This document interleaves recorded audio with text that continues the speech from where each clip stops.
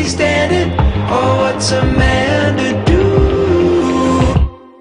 Gotta get up, I gotta get up, boom. Gotta get up, I gotta get up, boom. Gotta get up, I gotta get up, boom. Na na na na na na na na na. Gotta get up, I gotta get up, boom. Gotta get up, I gotta get up, boom. Gotta get up, I gotta get up, boom. Na na na na na na na na na. Head, shoulders, knees, toes, look alive. It's time to go. Head, shoulders, knees, toes, look alive. And we are live, week 1 action, Vilonia Eagles going against Little Rock Christian Warriors. This is a big game, Madeline. It's definitely a big game, big way to start off the season. Exactly right.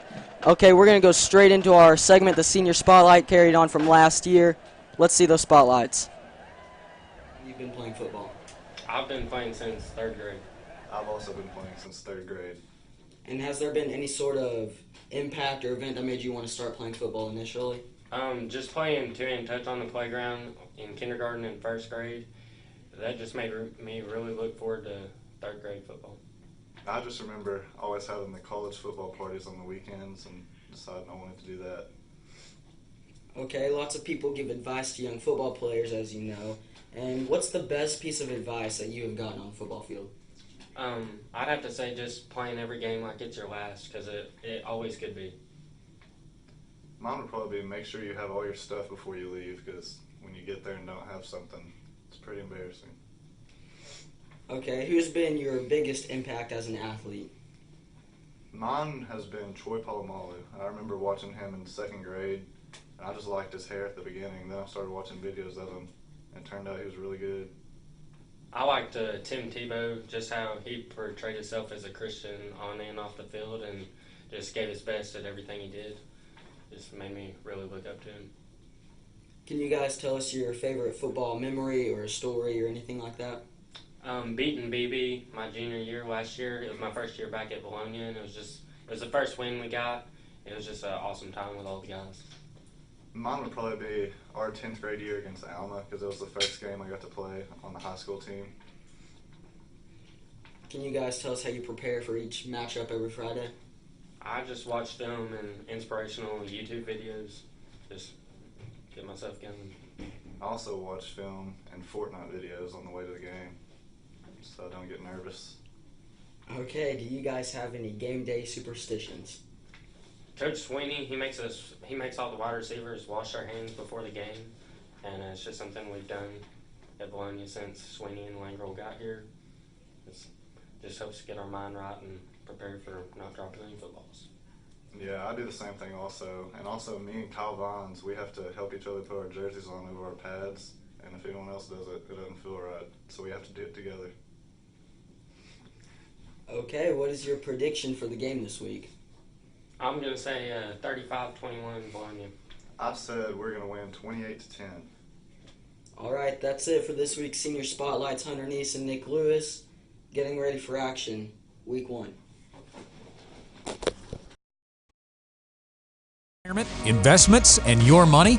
Join Vilonia native Chad Roller and the rest of the Gen Wealth team for the Get Ready for the Future show, Saturdays at 10 a.m. on 103.7 The Buzz or 102.9 KARN.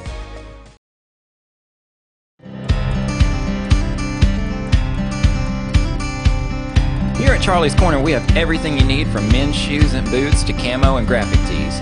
Come on down to Charlie's Corner next to Linda Marie's at the Vilonia Commons.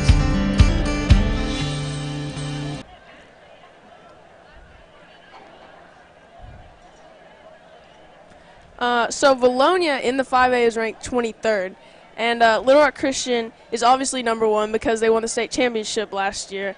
Just a little recap of their season last year. They entered the playoffs as the 2 seed of 5A Central and, breezed their way through the playoffs, winning by multiple 20-point games and eventually beating Pulaski Academy 52-38 in the finals.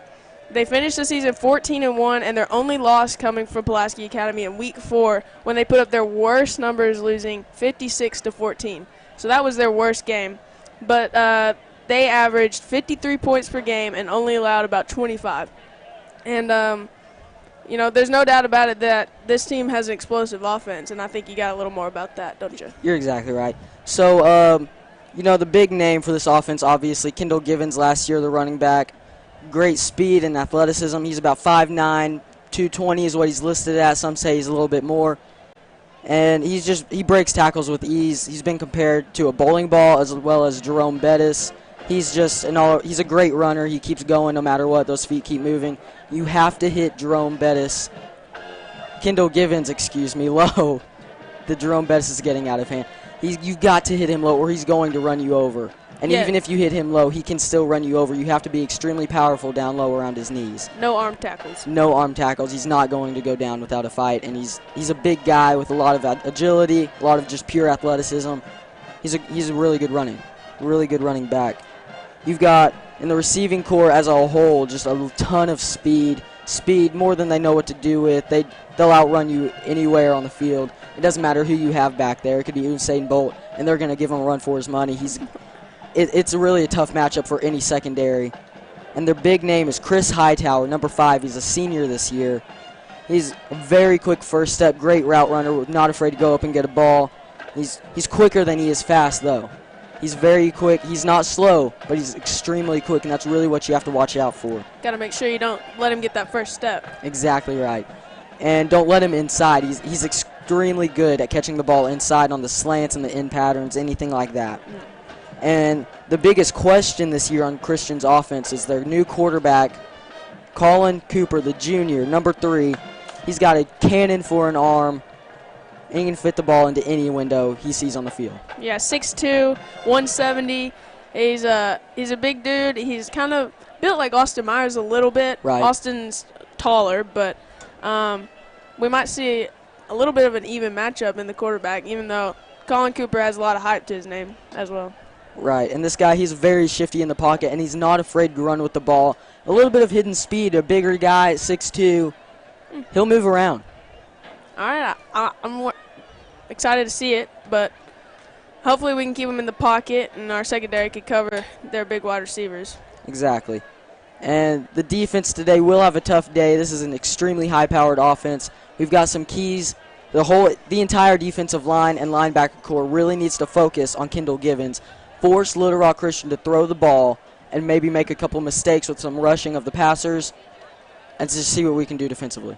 So your key to the game is, for the defense, what's your key to the game? Defensive line, Jaden Wimberly and Corey Clements together. You got to get to the passer, and you've got to key in on their running back, Kendall Givens. All right, I like that.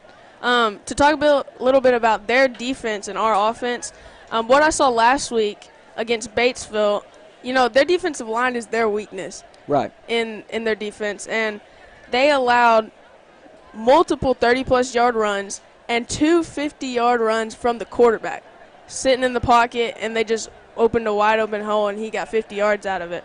But what I also saw was 330 yards from Batesville total. 227 of those were rushing yards. So, Draven Smith. Yeah. That's what I'm hearing. My key to the game is our offensive line has to block and protect Myers if we can limit the amount of sacks and limit the amount of times he has to scramble, which, no doubt about it, he can get out there and scramble, and he's smart. He'll get down or go out of bounds and pick up what he can. But if we keep him in the pocket, he's going to make a good pass. He's poised. He knows what he's doing. He's going to make good passes. And our offensive line open up holes for Draven Smith, Seth Kirk, whoever else comes in to run the ball. I think that's my key to the game, offensive line. That's a really great key. A lot of people don't say the offensive line. They think it sometimes. They don't get a lot of hype, the offensive lines around the world or just in the state as well. They're a big part. You can't do anything without them. Definitely That's a really good key. And before we go any farther, we decided to bring a little something special to these pregame shows, a weekly holiday. Today, it's National Bring Your Manners to Work Day. Yes, sir. So, Madeline,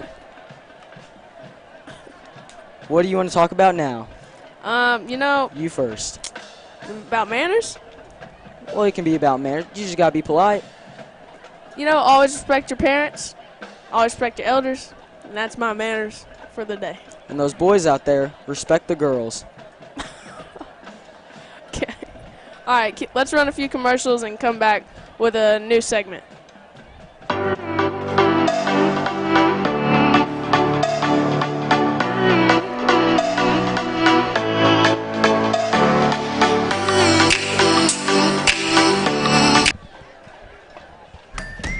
Vilonia Family Pharmacy is proud to be a locally owned and operated small business in the great town of Vilonia. If you're looking for a pharmacy where you're more than just another face of prescription, come see us.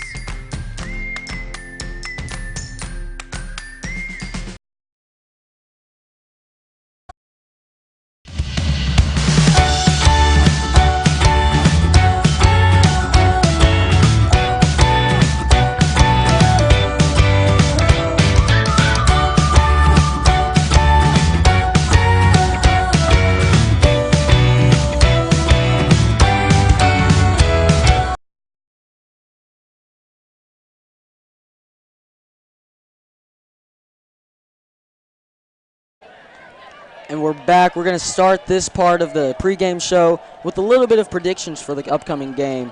We're going to go with a little bit of over-under between me and Madeline. So, Madeline, it's National Manners Day. You can start it off. You are the lady here. Okay. So, over-under, does Vilonia get 250 rushing yards? You know, I'm going to have to go under, but not because I don't think that we're going to get over 200. I think we're going to get close to 220, 230 mark. I don't know if we'll get to 250. I'd love to see it. But I'm going to go under, but just barely under. Looking what for about a you? pinpoint here. So I'm going to say over, actually. I expect Draven Smith to have a big game up the middle. And I think the game plan is really going to lean towards Draven Smith and any other running back that comes in, Seth Kirk, or just any other guy that comes in. I think it's really going to lean towards the running game today, and I expect a big game. All right. All right, on to our next one. Madeline, 250 passing yards. You know, passing yards, we are going to run the ball a lot. Right. I do know that, but I think that once we get into the end zone, we might connect more on the passing game, and we might even do, some of those short little screens to Tyler Moran. I'm going to say under 250 passing yards. I think it'll be around 150, 200, maybe around that, but I don't think we'll get 250. I have to agree with you there. I believe in the new quarterback. I believe in the receivers. But like I said before, it's a heavy offensive game plan towards running, I believe. I believe that's what we should do. I believe that's what we're going to do.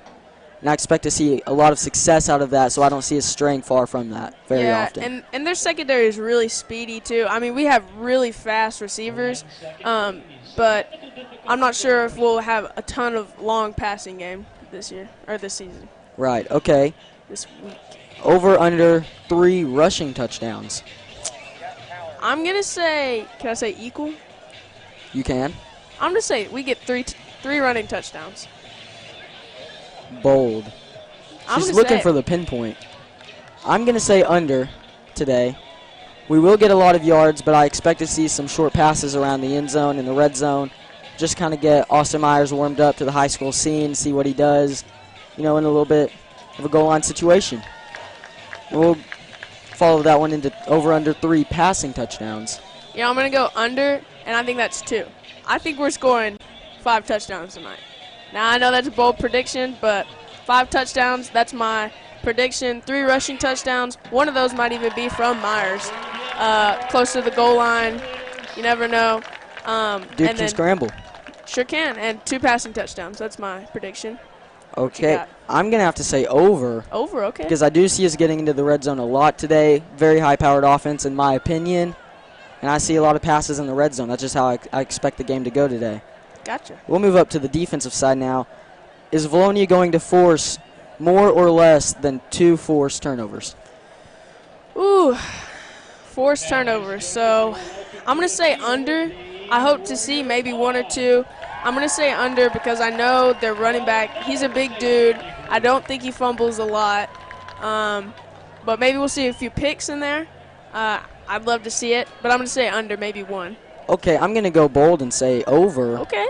I expect some rushes, of the passer. I expect him to make a few bad decisions. He's not new, or he's not accustomed to the starting position as much as, the past quarterbacks were.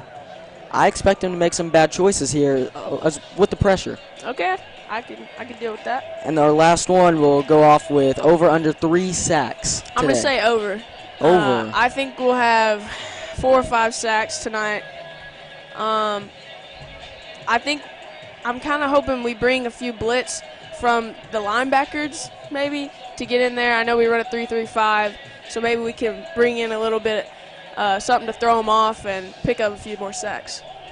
I'm going to have to agree with you there. We'll go over. I really like the 3-3-5 rushing-wise just because it's a whole lot easier to hide who's rushing, who's staying back.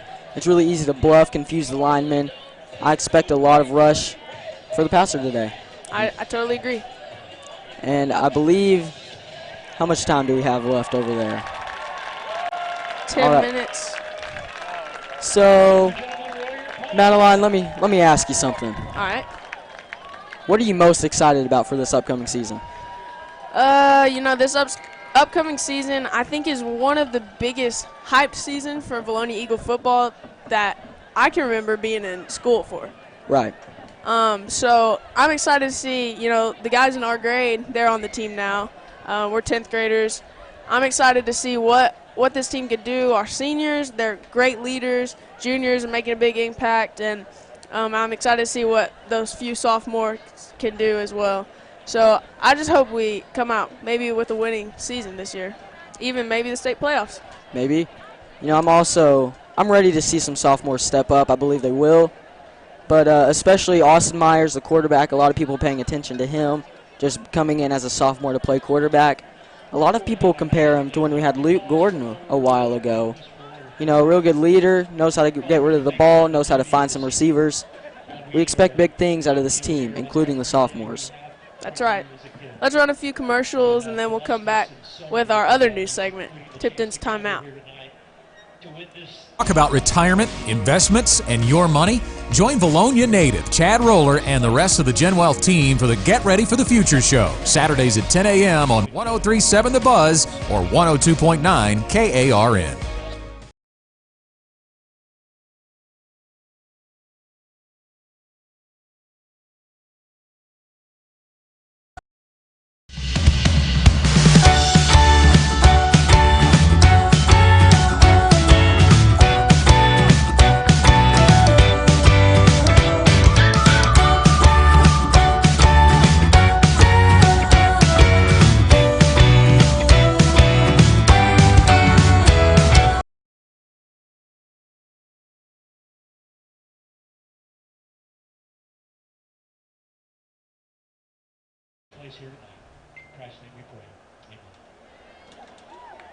Let's take a quick timeout and put some things into perspective.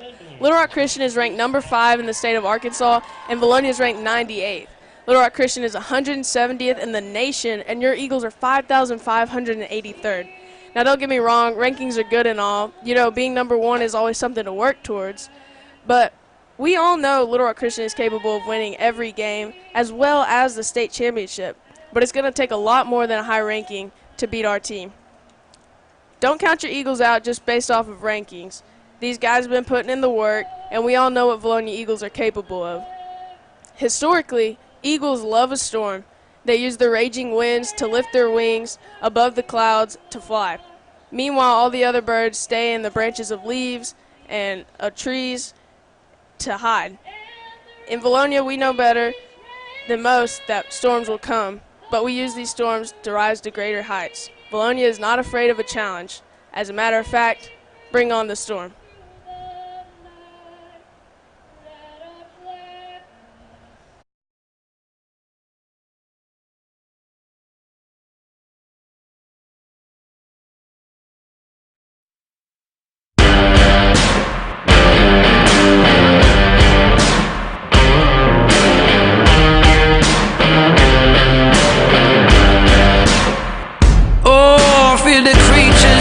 Inside, like leeches leaving me dry. Though they're gonna feel my pain and fall to dust when I feel my flame. I see no warning signs. I gotta fight that beast inside. Oh, gonna take him right down till I'm dying out loud. I'm dying out loud. Oh, oh, oh, oh, then I'm dying out loud. Oh.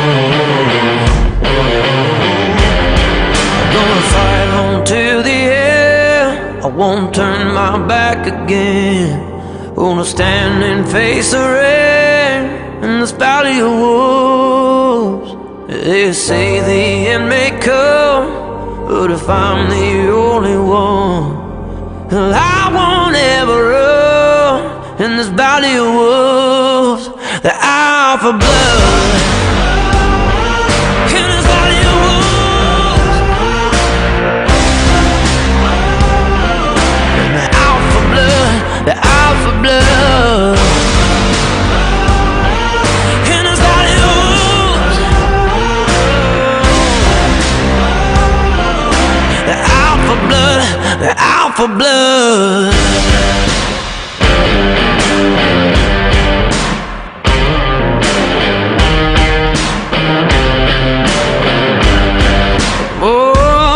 They try to drown me in a river so deep, I sink my soul till it's out of reach. Oh, they're gonna meet their fate at heaven's gate. It's a losing game. Oh, they kill up their dirt on me, thicken up the smoke till it's hard to breathe. They're like the static on the record, but the record ain't breaking me. No, they ain't breaking me.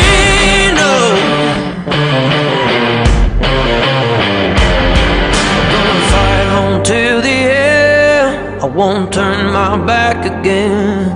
Gonna stand and face the rain in this valley of wolves. They say the end may come if I'm the only one. I won't ever run in this valley of wolves. The alpha blood in this valley of wolves.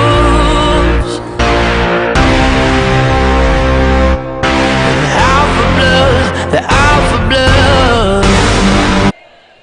Welcome, Vilonia Eagle football fans, to the campus of the Little Rock Christian Warriors as your Vilonia Eagles take on the defending 5A state champions in week 1 of the football season. I'm joined to my immediate left by my good friend, Mr. Billy Sal. Billy, how you doing tonight? I'm fantastic. I appreciate you stepping in for the other short guy that's usually standing to my left. We had a discussion about how I like to do broadcasts with short guys last night on the junior high broadcast. They said you definitely are winning in the finger category. Mm-hmm. Yeah. So, anyways, that's your finger champion as compared to Mr. Wade, who's usually with me. Hey, you've always liked to talk down to people. That is the truth. Hey, we've got a good matchup here tonight. The Eagles coming in with a sophomore quarterback, Austin Myers, getting his first varsity start. Other than that, we have a mixture of some experience and some fresh guys offensively. So you got Moran and you got Kuntz starting as wide receivers as seniors. You got Draven Smith in the backfield as a senior. Then you got Austin Myers, a sophomore, starting. You've got Seth Kirk, a sophomore, going to get a lot of playing time, possibly both sides of the ball. You got several other sophomores that are going to get in there. Campbell Ozier's going to get in the game. Even Hank Sal might make an appearance as a deep snapper. That remains to be seen. He's quite small for that. He is quite small, but hey, he looked good the other night in the benefit game. A lot of reason for excitement around the Eagles. I mean, a group that has worked hard over the summer, went out and placed second in the Shootout of the South, the biggest 7-on-7 competition in the southeastern United States, and that's a big deal. Yeah.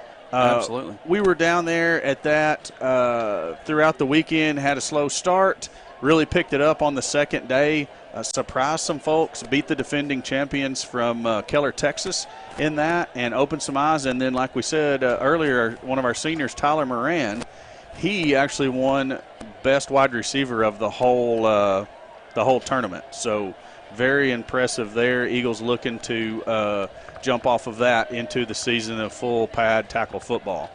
A big test tonight, and one of the reasons is number 20 out there at the coin toss for the Warriors. That's Kendall Givens, the running back, and he looks better in pads than I remembered him looking. He walked by right in front of me as I was walking up here, and he's about an inch taller, And I would like to say I look like that, but I don't. His thighs are about as big around as my torso, and that's pretty big. And all muscle, right? Oh, yeah. The right kind of muscle? Yeah. Okay. All right, very good. Captains for your Eagles tonight, number 16, Nick Lewis.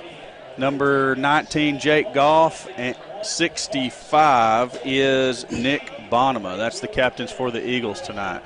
And you probably saw what happened there on camera. I totally missed it. Okay, we'll figure it out whenever they come out for the kick. Anybody at home that saw what's going to happen for the kickoff, let us know, because we got caught not paying attention.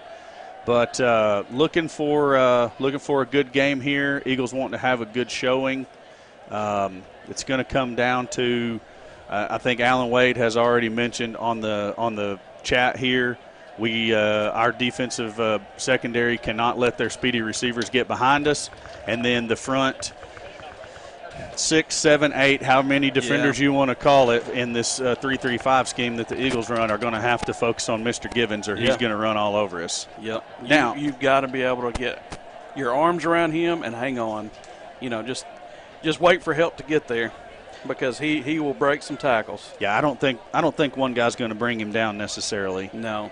But yeah, I mean, if we'll wrap up, hit him low, and then wait for help to arrive. Look at the official coming to the near side. We recognize him. Mm-hmm. Yeah. I know he's a good basketball official. Don't know anything about him on the football field, but we'll find out tonight. So yeah, got to stop Givens. Now, I've had some people say that they, think that our offensive line might get the better of Christian's defensive line. And that could prove to be huge. Yeah, absolutely. I think they're going to be a lot better than they were last year, just by watching them in that Heber game. They were able to protect the quarterback pretty well. So then you move beyond Christian's defensive line into their back seven, and they're pretty stout back there in the linebackers and secondary. A lot of speed. They return 6 starters defensively. And I remember last year that being one of the more impressive things early on in the game before Justice Hill really got everything going, was how fast Christian was in the defensive secondary. I mean, they've got athletes everywhere and they've got speed everywhere. Mm-hmm. Now, they talked about a little in the pregame. You lose Justice Hill. You bring in, we're not 100% sure which quarterback's going to start. Did we ever decide, Madeline, for sure which quarterback's going to start for the number 3? Yeah, I was about to say, I think they got about 3 of them. Yeah, so we're thinking it's going to be number 3, Colin Cooper, getting the start. He started last week when the Warriors played Batesville, up in Batesville. Now, Batesville had some success on the ground. They had over 250 rushing yards against this Warrior defense, and that's something we're looking that we can possibly build on, and hopefully, get some yards going on the ground, and then get Myers going with some short passes, and then hopefully eventually open up some of the intermediate and longer stuff, hit something big. Yep. One big difference that I think from last year is, I don't think when we played them this early in the season last year, I don't think that they had seen Draven, and that, we knew that Draven was going to be able to just, break out in those long runs and have the speed that he did. I mean, we know he's a track star and everything, but he really came on, 3 games into the season? I think so. Yeah, I think early on he was still trying to find his groove, and like you said, he hadn't. And we had another back that was back there. True, going with kind of a more power back, and then had a little injury situation there, and Draven gets in, shows his speed and his shiftiness, and the rest is history. So Eagles are going to receive. You got Moran and Draven Smith back deep for the Eagles. Next line up's going to be Nick Lewis, Kyle Vines, Cannon Bartlett, and Seth Kirk. You can always tell Seth by his black socks, black shoes. Well, and he's his legs constantly moving, tapping them toes. That's right. All right, here we go. Kick is away to start the season. It's going to be Cannon Bartlett fielding it short at the 26-yard line. Makes the first man miss, and then he's wrapped up by a whole host of Warrior players. Not before he gets the ball out all the way to the 37, 38-yard line.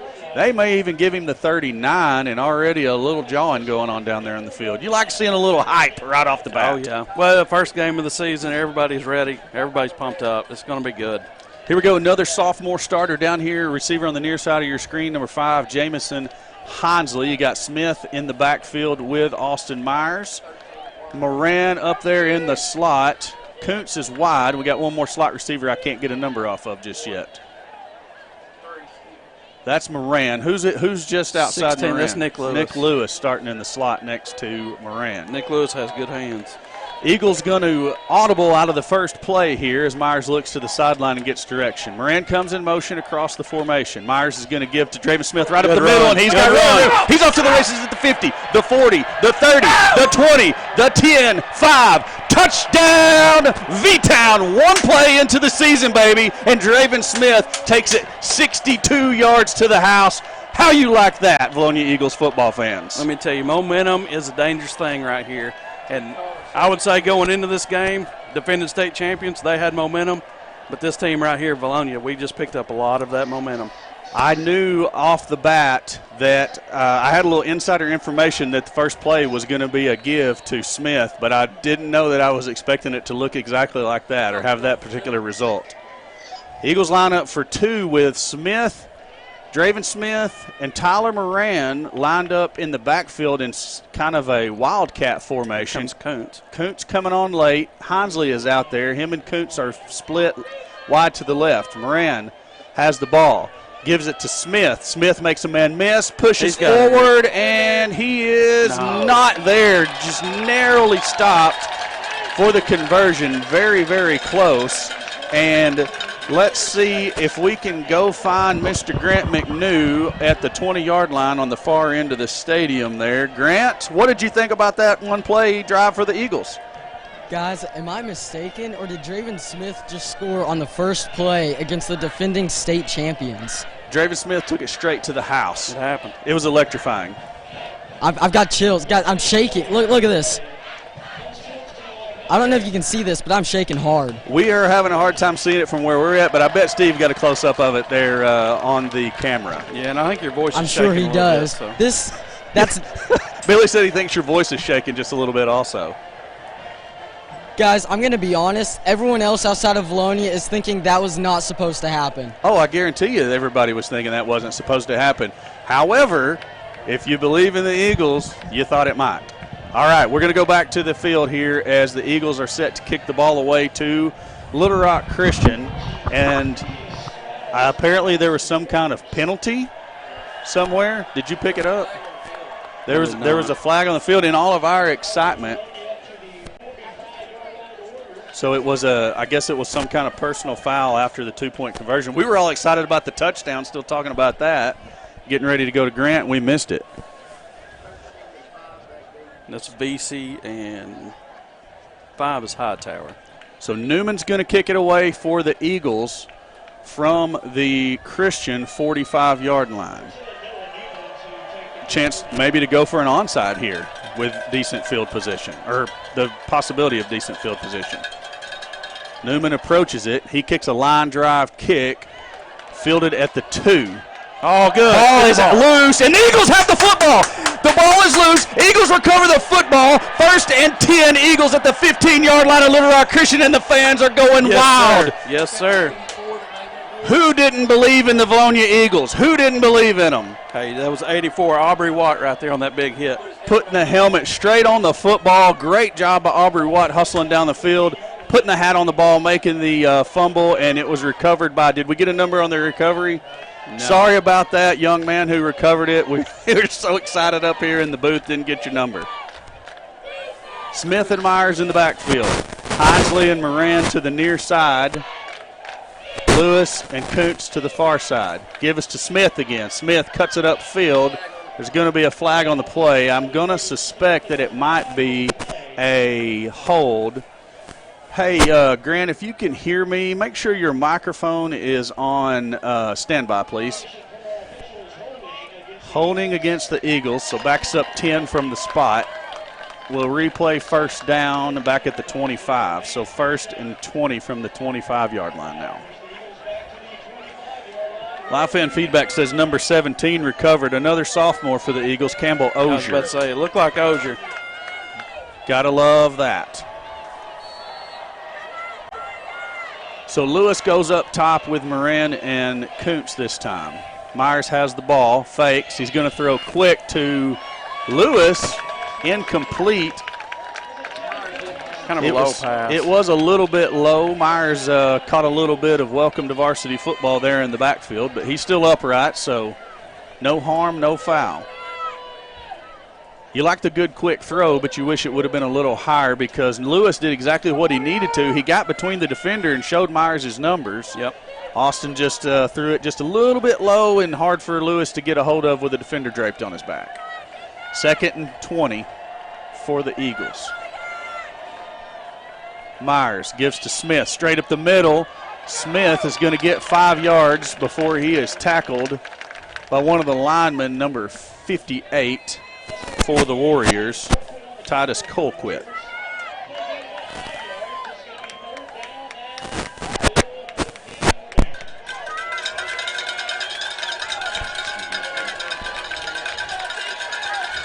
So Eagles looking at 3rd and 15. Same set we've ran the previous couple of plays from. Warriors fans getting loud. Myers has the ball. He's going to drop straight back. Steps up into the pocket. He's got all kinds of running room, looking for blockers. Lowers his head at the 10 and powers forward to the 7 or 8 yard line. Going to be a little bit short of the first down, I think, as we had to get to the 5. Where are they going to put the ball down at? Looks like the 6 yard line. Just inside the 6. So Eagles with a really short 4th down conversion upcoming here. Looks like we got a substitution there. 44 into the game. That's Jaden Wimberly at the sniffer back. Moran and Kuntz to the top of your screen. Myers calls the timeout. They're going to talk it over. This could be a crucial 4th down. I mean, you convert this, you got 4 cracks at a touchdown. Now, the other option here is you run Newman out to kick the field goal.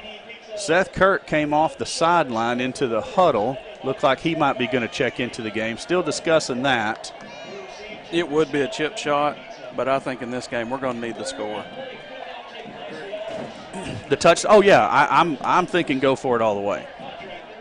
Newman's still on the sideline, so I see him across the way. So they're not even thinking field goal at this point. We are going for it all the way. Absolutely. So Kirk trots back over. He didn't check in. Lewis is going back that way, and so is Tate Langrel.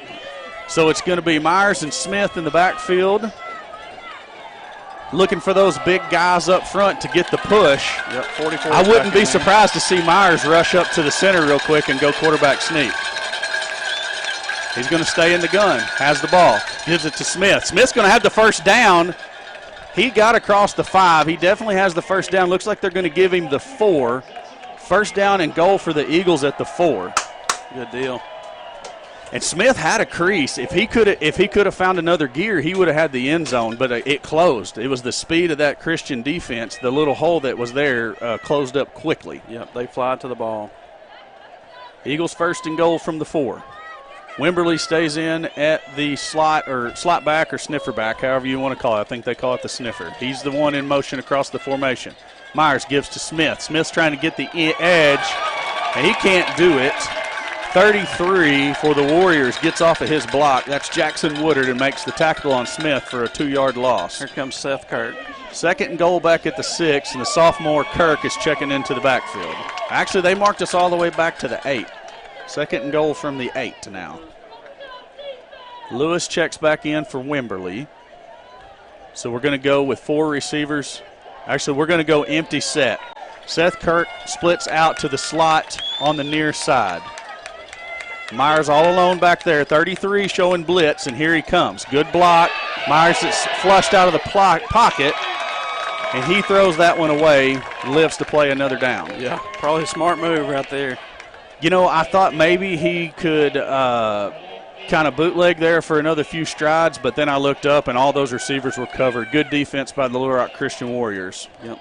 3rd and goal from the 8, and I bet you if we don't convert here, we go ahead and take the 3 points.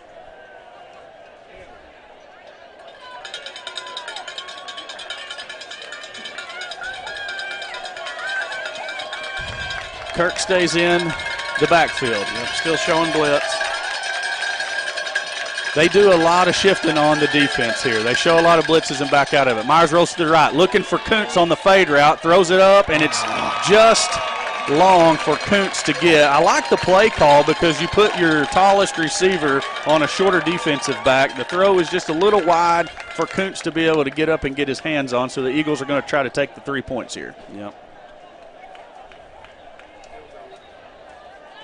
It's a good distance and a good ball placement right there, right in the middle.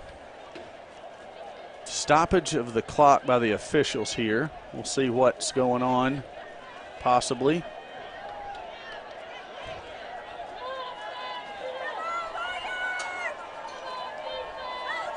It's not good to see your kicker iced by the officials. No, it's not. I have no idea what they might be discussing here. Probably how hot it is. Ethan Stout in to snap for the field goal.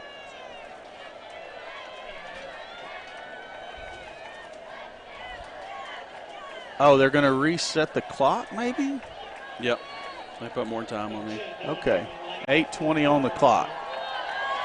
Kyle Vines to hold, Newman to kick, and that is going to be no good. Wide left. Wide left. The snap was a little bit to the right of Vines. I thought he did a good job of getting his hands on it and getting it down.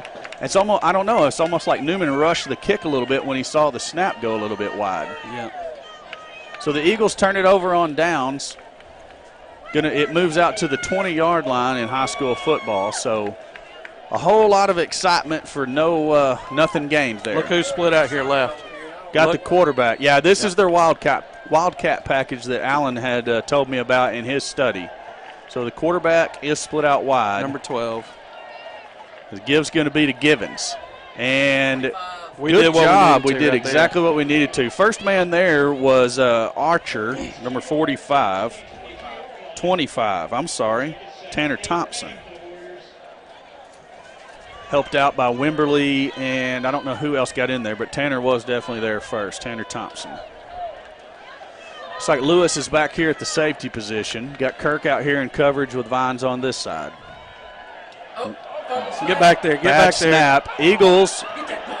I think the Eagles might have another one. I think Little Rock Christian jumped on it. One of their offensive. The Eagles come out of it. Come out of there with it. And waiting for the signal by the officials. And he is saying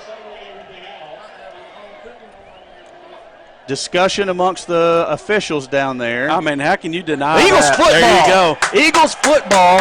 2 fumbles. 2 fumbles recovered by the Eagles. And who expected this? Nobody. We got to get some points right here, though. We have got to. We have got to get some points. So the Eagles actually get the ball back, first and goal at the 8 again, amazingly. So what will Coach Sweeney cook up now for the Eagles offense? I don't know. But after that first series, hopefully Myers will settle down just a little bit. Oh, yeah. He only got one play on the first series, actually. He just gave it to Smith and said, go find the end zone, man. Gives to Smith. Straight up the middle. He powers forward. It's a good run. Down inside the 5, and the Warriors say they have it, but no signal yet. I think his forward progress was stopped, and then they ripped it out. So the officials are going to discuss it. I mean, he was stacked up there for a second or two. I don't feel like before this is the gonna ball go came our out. way. It's probably not with us already getting 2 fumbles. And they're going to give it to Christian. We got to hang on to the ball. Yeah, definitely.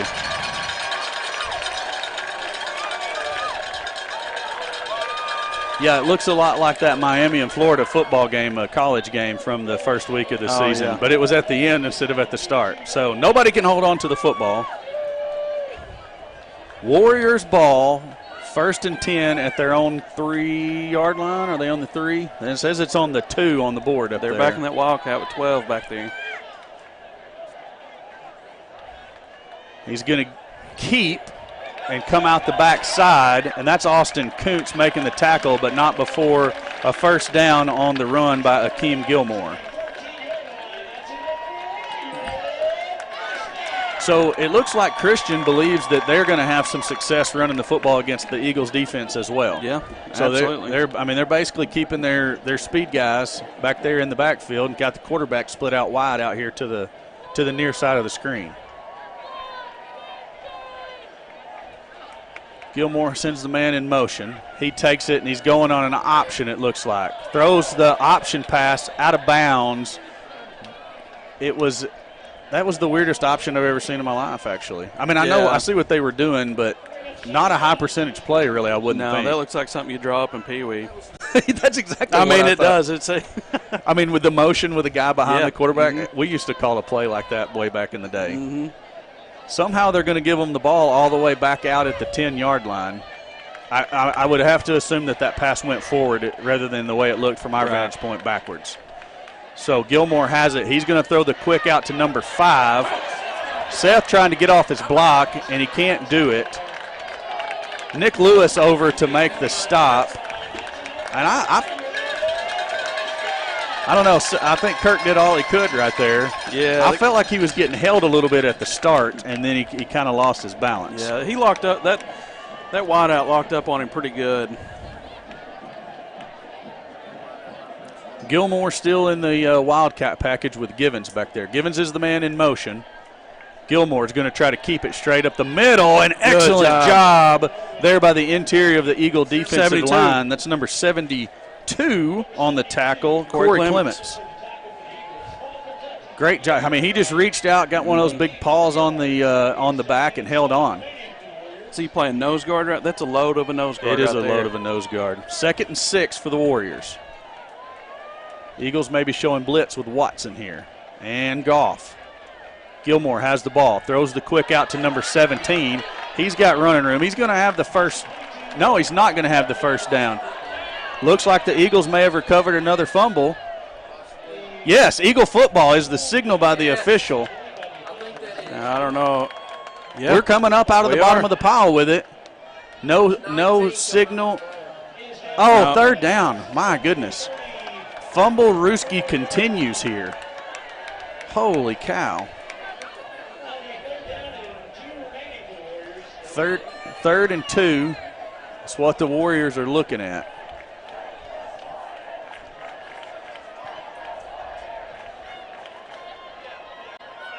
Gilmore sends a man in motion.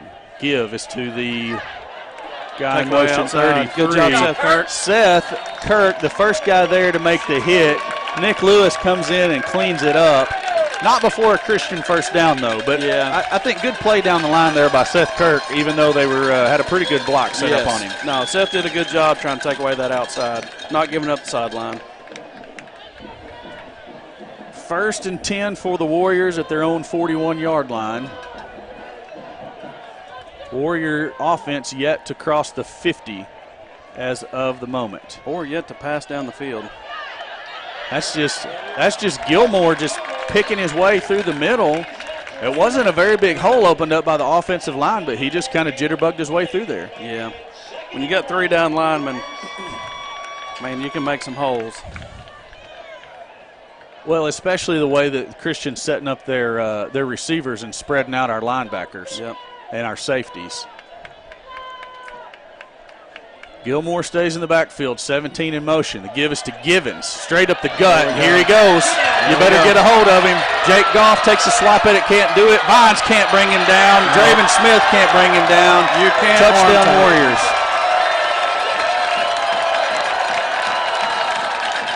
That's a kid you're going to have to jump on his back and make him carry you to the end zone. I mean, it's exactly what we talked about to start the game. Kendall, you cannot let him get some steam going. Kendall Givens is a beast. Yeah, you're going to have to gang tackle him, and the only way to do that is to slow him down just a little bit. You're going to have to slow him up closer than 8 or 10 yards down the field. Absolutely. 41 on to kick for the Warriors. That's Isaiah Hankins. I can't see the holder's number.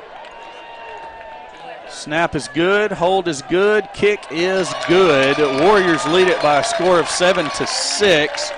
And if Grant is ready across the way, I'll plug his mic back in. And Grant, what do you think? Guys, we told him, number 20. He's going to be running like a madman, and he did right there. A little bit of a dirty block, as the student section is saying, at the end on Draven Smith right there. But, what can you do?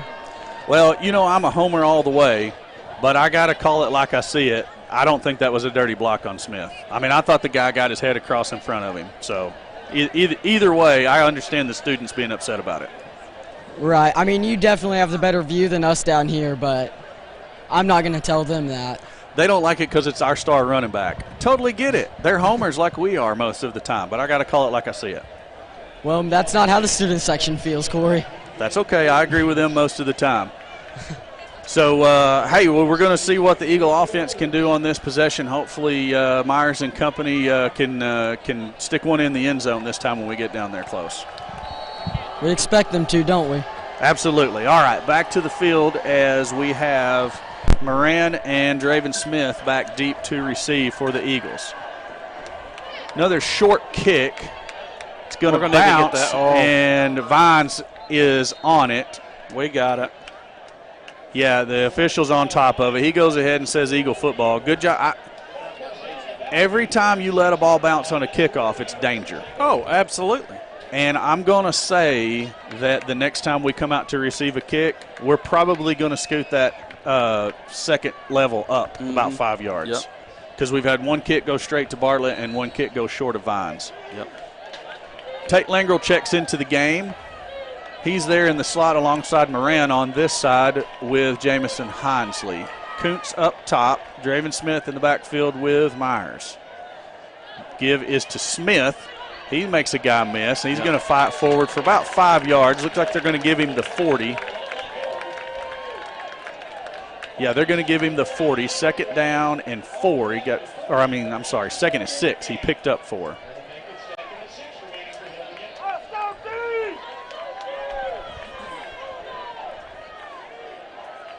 Same set of receivers.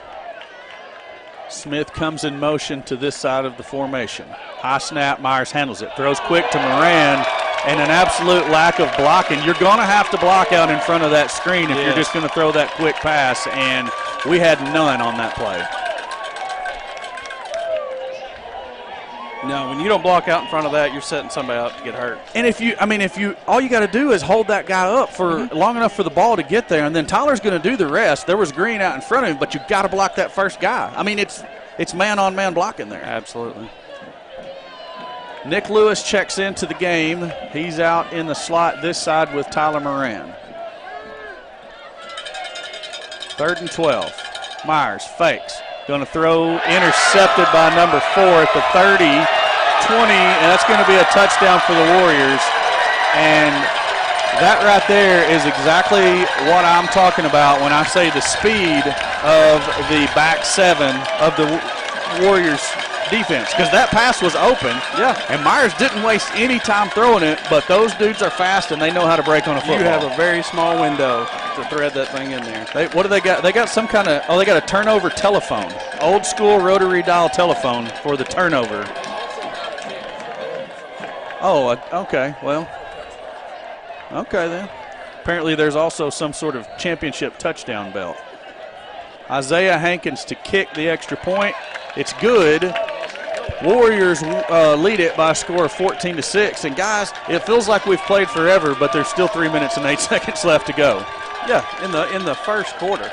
Quickly, let's take it down to Grant on the sideline. And Grant, that right there is exactly what I was talking about during the post of the pregame, the little in between of y'all's segment and the actual game starting. I said the back 7 of Christian's defense is super fast. You got to watch them breaking on passes. You're exactly right, Corey. A lot of speed right there. But what you notice is they're starting to creep up a little bit for those shorter passes, getting a little bit more aggressive. Now's your chance to, run a little draw play or maybe throw it deep.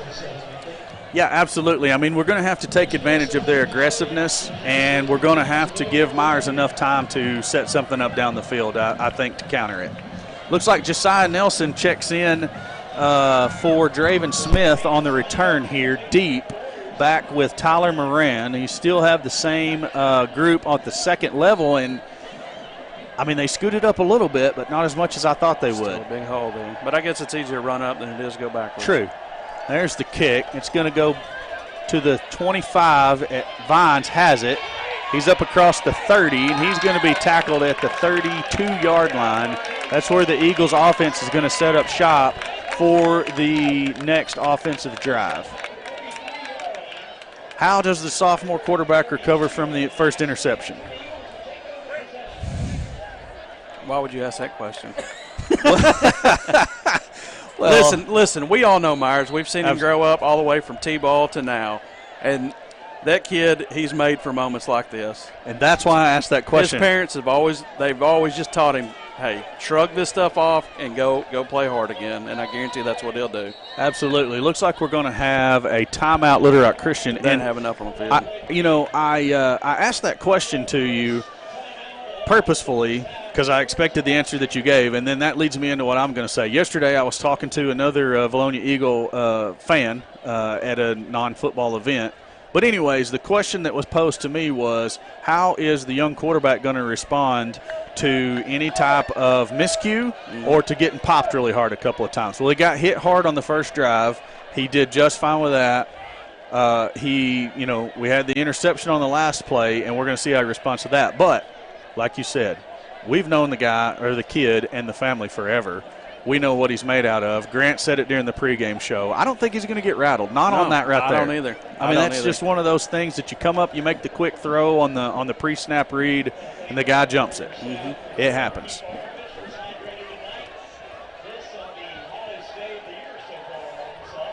Hottest day of the year so far in Arkansas, they just said over the stadium. For September, maybe? I don't know. I wouldn't think it would be the overall hottest day ever. So I've got a score coming in here. Van Buren leading Alma 18-0. That's a shocker. Van Buren football's been down for a long time. Draven Smith, and he tried it up the middle again, and the Christian defense has closed those holes up, so he bounced it and just had nowhere to go. Loss of a yard, 2nd and 11 for the Eagle offense. Seth Kirk checks into the backfield. Lewis, I think Lewis was in on the previous play. I don't know. Either way, Lewis is in on this play at slot receiver here.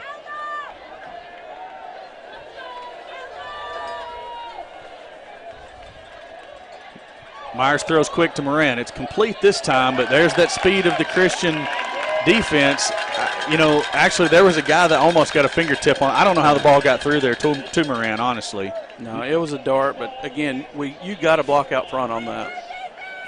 So I'm not an offensive coordinator. I don't get paid anything to do anything. But I'm thinking if they're jumping that quick on our outside receivers, do we not streak somebody down the field and take a shot? Let's do it. I mean, that's just a simple man's way of thinking.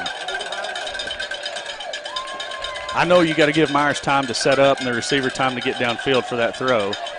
Christian toying with Myers. Here they come, all-out blitz. Austin's flushed out of the pocket, and there's the deep throw to Kuntz. And Kuntz did absolutely everything he could to try to get toes down and make a grab and just cannot get the hands on the football. And it looks like the Eagles are going to be forced to punt. So here will be sophomore punter number 5, Austin. No, Jamison Hinsley. I'm sorry, Jamison Hinsley. Wow. Jake Goff to snap the football here for the punt. Looks like Hinsley's going to put his heels somewhere about the 13, 14-yard line, maybe the 12 there. So where is he going to set up? You got Watson Wimberly back there at the umpbacks. And who's that other? Oh, that's Rex Rowe. Rex Rowe. Good snap. Hinsley has the punt away, and that's a pretty good punt. Nice and high. Fair catch made at the 31-yard line. So that was a 20-40, like a 43, 44-yarder, and excellent hang time because we had 3 coverage guys down there on the football. Yep. Yeah, so I'm being told in my ear here that Jamison went to a couple of punting camps over the summer and actually had a pretty good showing. And, maybe if all the cards fall right, have a chance to have a look at being a punter on the next level. He's got the size. I mean, his legs are long. He's strong.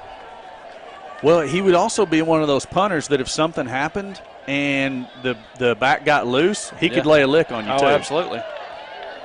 There we go. Good gang tackling that time on Gilmore. And I'm going to tell you what, some people are going to look at it and say it's dirty. I haven't seen anything actually dirty yet, but I will say Christian finishes their blocks. Yeah, they don't let up till the whistle blows. Mm-hmm. And if you're falling down when the whistle blows, that's not their fault. Also true. It's going to stay with Gilmore in the backfield. I don't even think the quarterback's on the field anymore. Number 3, I don't see him. That's Givens in motion. Gilmore looks to throw, and then he's going to take off running. Looks like Jake Goff and 35, Luke Trubiano, there to make the stop.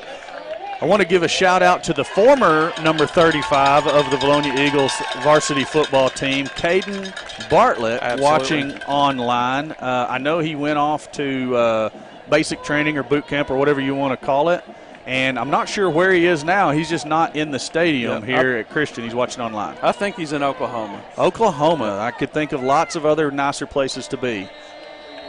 And that is the end of the first quarter. We're going to catch up here and roll a couple of commercials, and coming out of that, we're going to catch Grant down on the sideline. So, Madeline, if you could hit me with a couple of commercials, I'd sure appreciate it.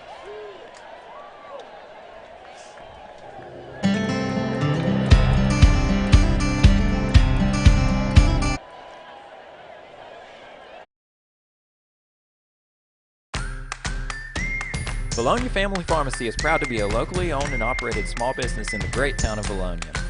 If you're looking for a pharmacy where you're more than just another face of prescription, come see us.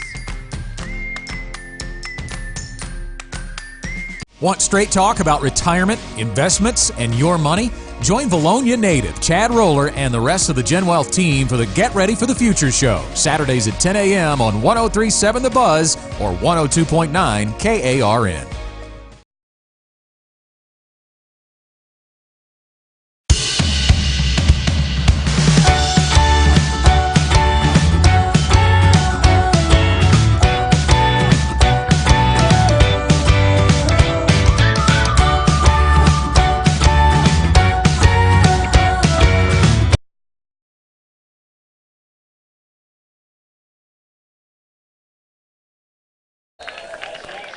To make the initial hit and the stop, and he's sorry, shaking up. Yeah, sorry, Grant. We'll catch you on the next timeout. That went a little quicker than I expected it to.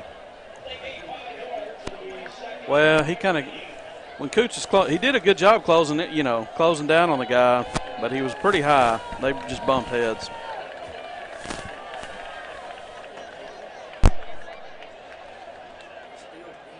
Gilmore still stays at quarterback. Givens goes in motion, and it's going to be a pass to him out in the flat.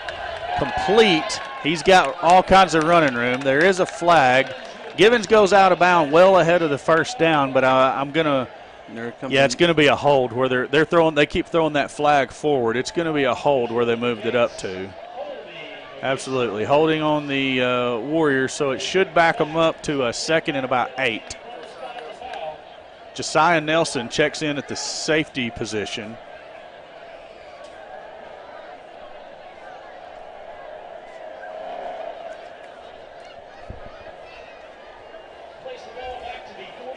So Josiah Nelson checks in for Kuntz, who come up a little bit shaken on that. He's actually over on the other sideline getting his leg attended to by our trainer. We also got Draven over here. Draven's been in and out a little bit on defense. Yep. Playing cornerback on the near side to the camera. Gilmore looks to pass. Complete to Givens. Shocker. Givens forced out of bounds up at the 42, 43 yard line. Actually, I think they're marking him at the 45. Who got him out of bounds there? Kyle Vines forces Givens out of bounds. No, that's another player on the sideline over there. Is it a Vilonia player? Yeah. Another Vilonia player down. My goodness. 72. That's Clements, isn't it? Yeah, he was pursuing very good. So Clements getting tangled up there. That means Rex Rote's going to check in at the nose position there on the defensive line. He's flanked by Wimberly and Archer. Linebackers are Watson, Goff. Who's the other? 35. Oh, yeah, Trubiano.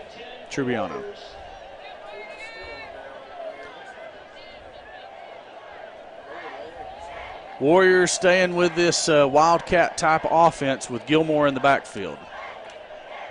Give is to Givens. He makes the man miss with an excellent stiff arm, and he's off to the races, but it's all for naught. I'll tell you what, as as big as Givens is, he's got a quick step and he's got an outstanding stiff arm. But he's going to have to go bag his lineman and quit holding. Yep. Because where that flag is, there was no reason for anybody to hold back there. Yeah. They're just messing their man out of yardage. Well, and right there might not have been the lineman. I think that was one of these wideouts blocking, and he pretty much just his arms were outside on the shoulder pads, and he pretty much just tackled the guy. So basically, just a crack back inside block or whatever. He locked up on him, but I mean his arms were a little bit too wide. All right, well then he needs to tell the other skill guys to quit holding. So number 4 checks into the backfield with Gilmore. You got That's 84 Corey Aubrey Platt. Watts coming in for Nelson. Aubrey Watt checks into one of those hybrid safety linebacker type positions. Pitch to number 4, the running back. He's off to the races. That's going to be Nick Lewis and Corbin Watson on the tackle. Did I see a flag come out after that?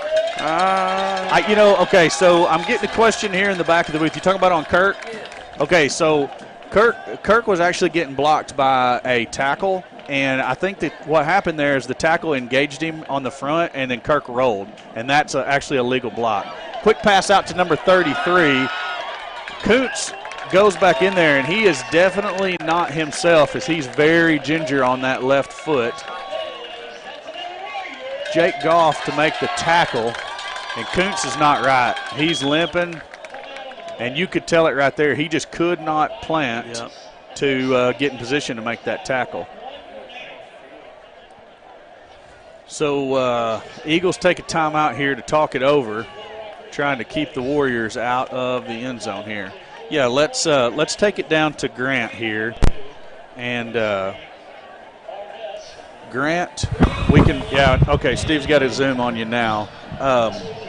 Did you see what was going on with Kuntz over there on the sideline? I mean, don't give up any definite medical information, but what was hurt on Kuntz? Could you see what they were working on?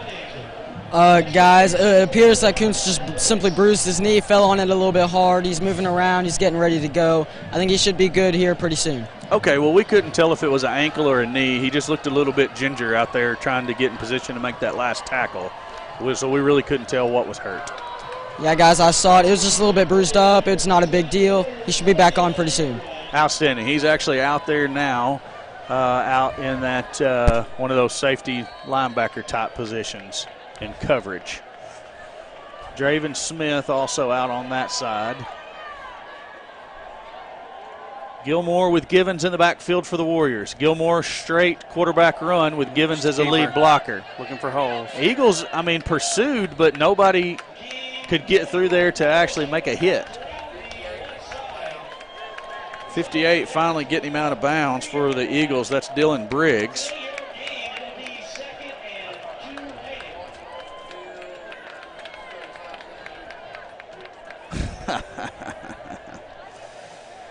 Ron Burgundy joining the live fan feedback.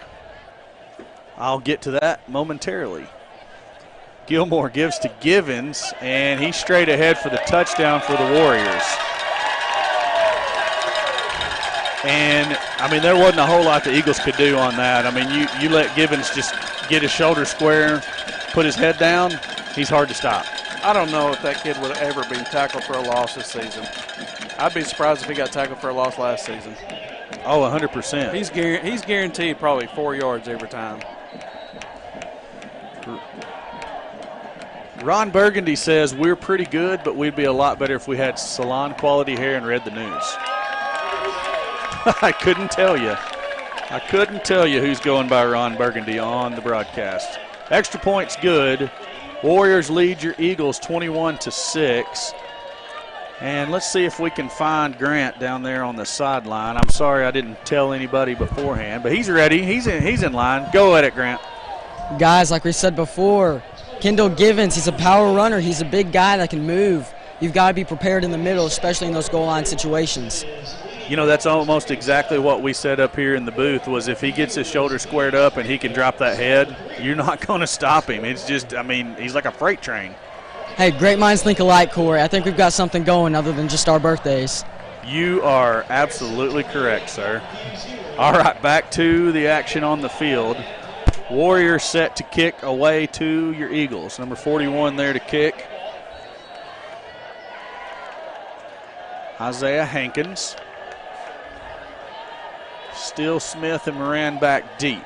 Hankins' kick is high. Looks like it's going to be Seth Kirk at about the 28-yard line. And he is absolutely leveled by number 13. Here comes a flag. Flag on the Christian sideline. And I'm going to say that they got up in the referee's business there on the celebration, because he didn't hesitate and he threw it with authority.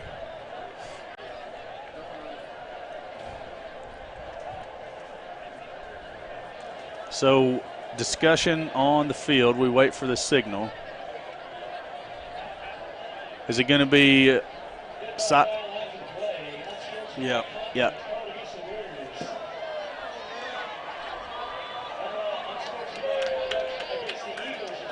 Okay, so offsetting unsportsmanlike penalties. I don't know. It had to be something after the tackle when we were talking about Kirk getting leveled. I didn't see it. Did y'all see it? I did not see it. I assumed it was the guys coming off the sideline celebrating, getting around the official. There wasn't anybody really over there. No. I mean, anybody over there, they didn't look like they were jawing. You know, you have a look. When you're on the field, you can tell when you're mouthing. True. Eagles set up 1st and 10, the 29-yard line. Draven Smith in the backfield. Looks like Tate Langrel's in the slot on the near side here.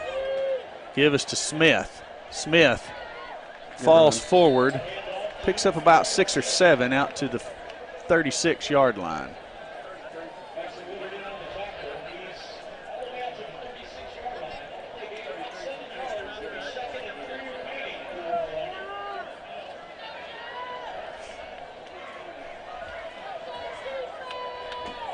Second and 3. Myers looks. He's going to throw to Kuntz. Underthrown, but good job by Kuntz to come back and make the catch. That's a first down for the Eagles. We needed that catch. And, you know, I think Myers is he's rushing just a little bit, because everything he's thrown down the field's been just a little bit low. And, I mean, rightfully so. He's got dudes coming at him from every which direction. Yep. Good job by the receiver to come back and make that catch. 1st and 10 Eagles. Give to Smith off left tackle.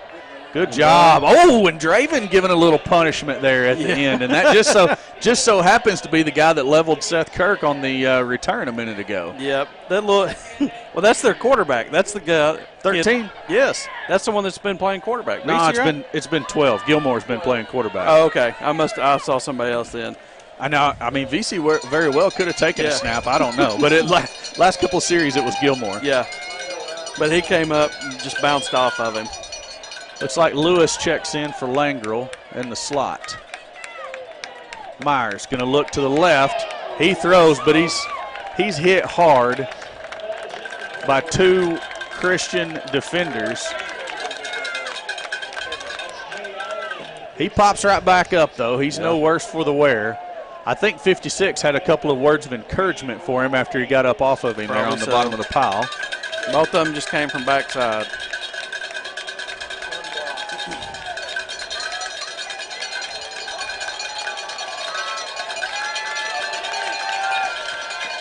Third and 3.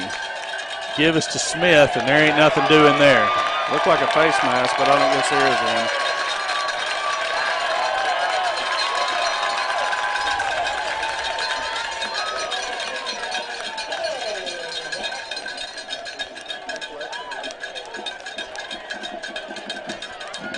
So let's see. We're going to spot the ball, the 47. Looks like 4th and 6. Honsley back to punt. Wimberly, Rex Rote, Watson are the upbacks. You do have Nick Lewis and Vines out here as your gunners on the near side. That's some speed. Yep. Yes.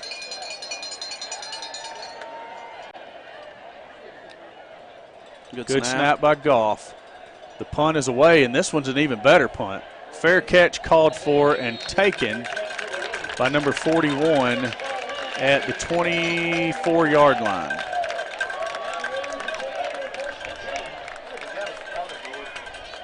I would agree with what I'm hearing in the back of the booth that we do have a punter. Grant, offense struggling to get it going on a consistent basis here. What are you seeing or hearing from your side? And we're going to leave the camera on the field, but go ahead and talk to me. Guys, yeah, you're right. Austin is struggling right now, but, that's to be expected. It's a top-tier defense with a sophomore quarterback and experience in the high school level. You got to wait for him to find it a little bit. Deep throw there. Covered up by Nick Lewis and Kyle Vines, and we looked like we were kind of in position there to make an interception and just couldn't get to the spot. But, yeah, Grant, you're right. Offense struggling just a little bit. The speed of Christian just proven to be a little bit, not more than we bargained for, but it's different when you're on the field with it than when you're talking about it in practice, for sure. So the true quarterback Cooper in here now for the Warriors. Give us to Gibbons straight up the middle. Good job. Good job. Very good tackle. Is that Tanner Thompson? That would be Josh's Tanner, number 25, Tanner Thompson. That's it. Yeah, they got number 3 in there. That was the first shot they took downfield. And Givens comes up a little bit lame. He's trotting off very gingerly. So Colin Cooper is going to stay in at the quarterback position. Yeah, he's not happy. That's going to be interesting to see what goes on with number 20 down there, Givens. We hope nothing serious, no serious injuries to that young man. And he's been running smart too. He has. Last year when we played him, he could go out of bounds or he could just run over you, and he ran over us several Corbin times. Watson with great coverage coming up and sticking the receiver just as soon as he makes the catch. Very short gain. It's going to bring up 4th and 4 for the Christians. The Christians. Yep. He was, as my spotter Josh Aldridge is telling me back here, he was about half a step from intercepting that. Good read by Watson. Good stick. And we're going to see what the Christian punter looks like. Number 41, Isaiah Hankins. He's also the PAT, a field goal kicker. Nick Lewis back deep for the Eagles. The Eagles looks like they're playing it safe here. Hankins, he gets away a decent punt himself. Lewis backtracks, fields the ball at the 32. Hold on to it. Runs ahead that's to going to be a horse 40. collar right there. Yeah, there's a flag on the play, and I would agree. That can't be anything else. The only other thing would be some weird face mask call if they were wrapped all the way around and had him by the face mask and pulled him backwards that way.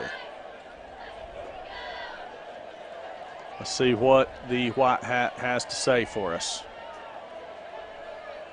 Personal foul, horse collar. Good call, Billy. Tackle above the numbers, is that what he said? Because we were debating. Well, at one point he did say horse collar. Right, but I'm saying there was a conversation last night during the 9th grade game about what in the heck was going on. Some tackles were called horse collars. Some that looked exactly the same weren't. Yeah. We couldn't figure it out. Do you have anything to add to that? I think the heat was just getting to those guys. Okay. It was getting to all of us. Fair enough. Kuntz and Langrel are the receivers to the near side of your screen. Moran and Hinsley to the top. Myers has it. Looks to his left. Good Throws throw. quick out to Hinsley. Complete out across the 40.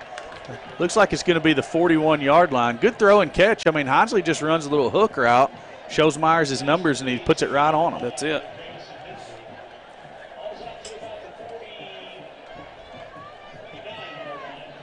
They called him Hensley over the loudspeaker, I heard. That's everywhere you go. I know it. There's an I. Why would you call him Hensley?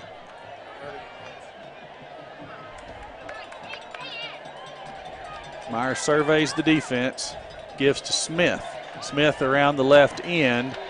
He's going to power forward and he's going to be relatively close to that first down marker over there. The stick went down, thank goodness. Taco Franco took a shot across the way. He comes up gimp. No, you cannot give up the taco. 3rd and 2 is what the Eagles are looking at. He didn't get quite as close to it as I thought he did.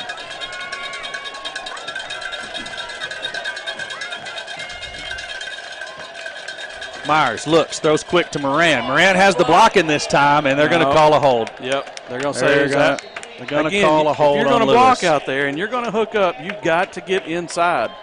You cannot have your arms outside on the shoulders.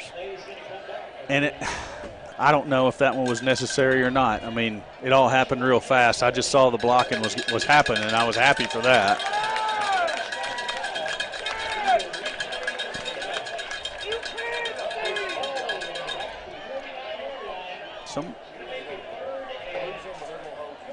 Say it again.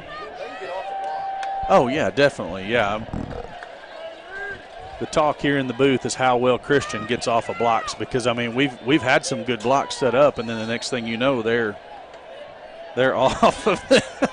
Somebody's calling for the double wing.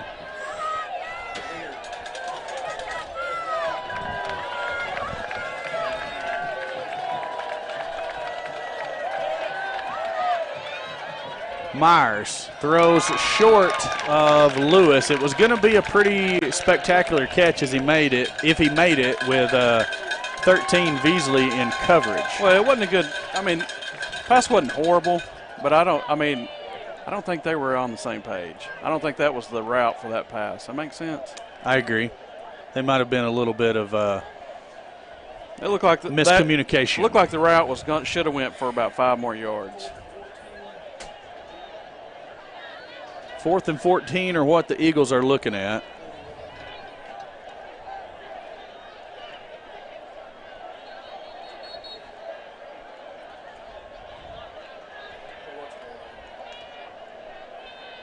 Coaches are requesting something of the officials.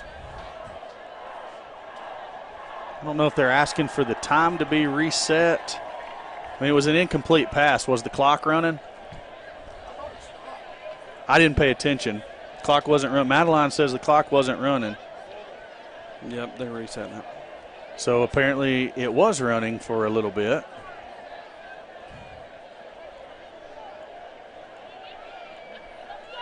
So they reset the clock in the stadium to 3:06. And that's where the Eagles are going to snap it. Punting here on 4th and 14 from the Warrior 49-yard line. Jake Goff to snap. You got Kuntz down here with Vines. Good snap again. That's still Nick Lewis. Hansley obliterated and can't get the ball off. It's going to roll out of bounds at the 47-yard line, and you've got a block. Welcome to big boy football, Jamison Hansley.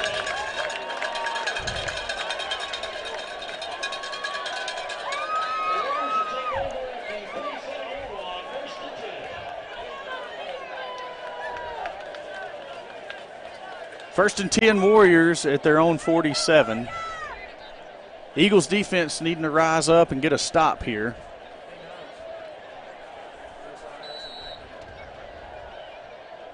Josiah Nelson in at one of the safety positions. Looks like completion out to number 5. Vines can't make the tackle. Josiah Nelson does make the tackle. His helmet comes off. He's going to get to take a break. No, he can't even find his helmet. Weston English had checked in at the far side cornerback position. So here comes Kuntz checking in for Nelson, who's going to have to take a break after he lost a helmet. First down by the Warriors on the throw and catch. So it's going to be a 1st and 10 down at the Eagle 36, maybe the 37. Number 2 in motion for the Warriors. Cooper looks, flushed out of the pocket Good by job. Wimberly, and Wimberly doesn't give up. Big sack by Jaden Wimberly, number 44. What is it, loss of 3 on the play? Bring up 2nd down and 13 back at the 39-yard line. That's something you want to see more of our defense. Grabbing a hold and just hanging on. Well, and getting some penetration. I mean, I know we only have 3 linemen, but they were in the backfield all night long in the benefit game. Now, granted, I mean, definitely a lesser opponent than what we're up against tonight, but still. There's probably a lot less Heber Springs guys on scholarship than here. So Trubiano, Watson, and Thompson there on the gang tackle for the Eagles, and This Warrior offense looks a whole lot different with Cooper at the quarterback and Givens not anywhere on the field. I don't even see Givens on the sideline. Do you? He might have went back. Oh, yeah, he's down here getting his ankle taped up.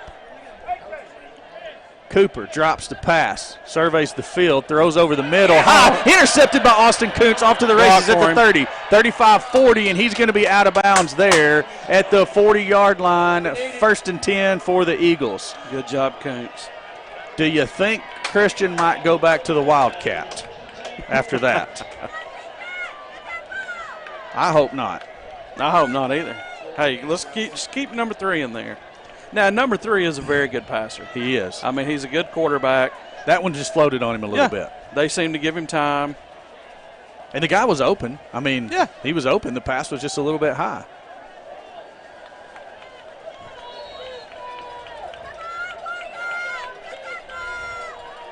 Moran comes down in the slot next to Kuntz. Honsley and Langrel on the opposite side. Draven Smith is in the backfield with Myers.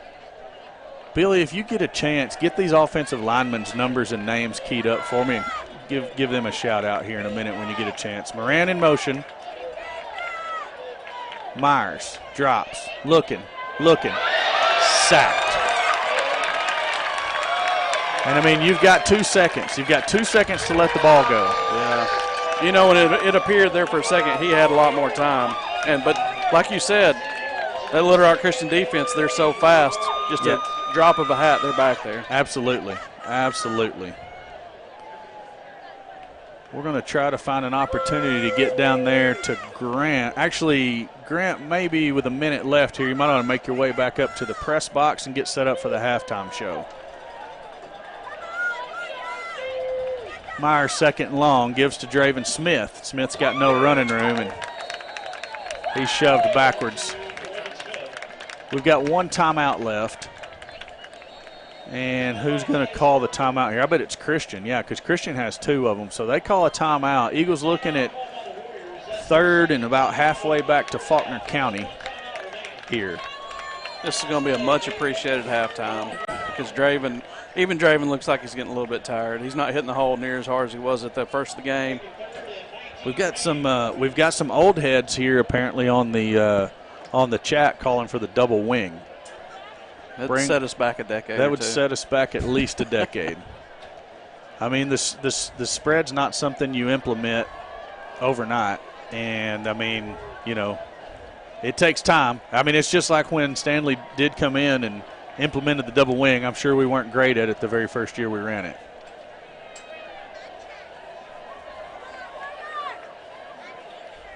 Not saying it's not an effective offense.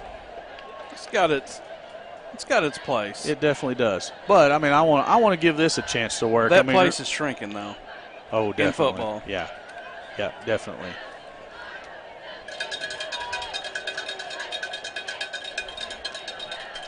All right, Madeline, at the end of the half here, we're going to roll all the commercials in consecutive order and catch up there. And I've got a couple of announcements also right before we do that.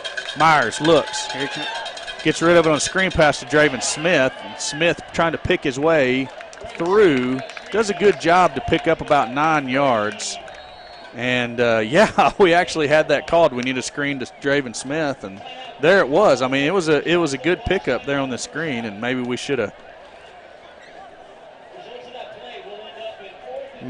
should have called that up a little bit earlier. But, yeah, I mean, as far as spread versus double wing, I mean, hey, every coach has his offense he loves.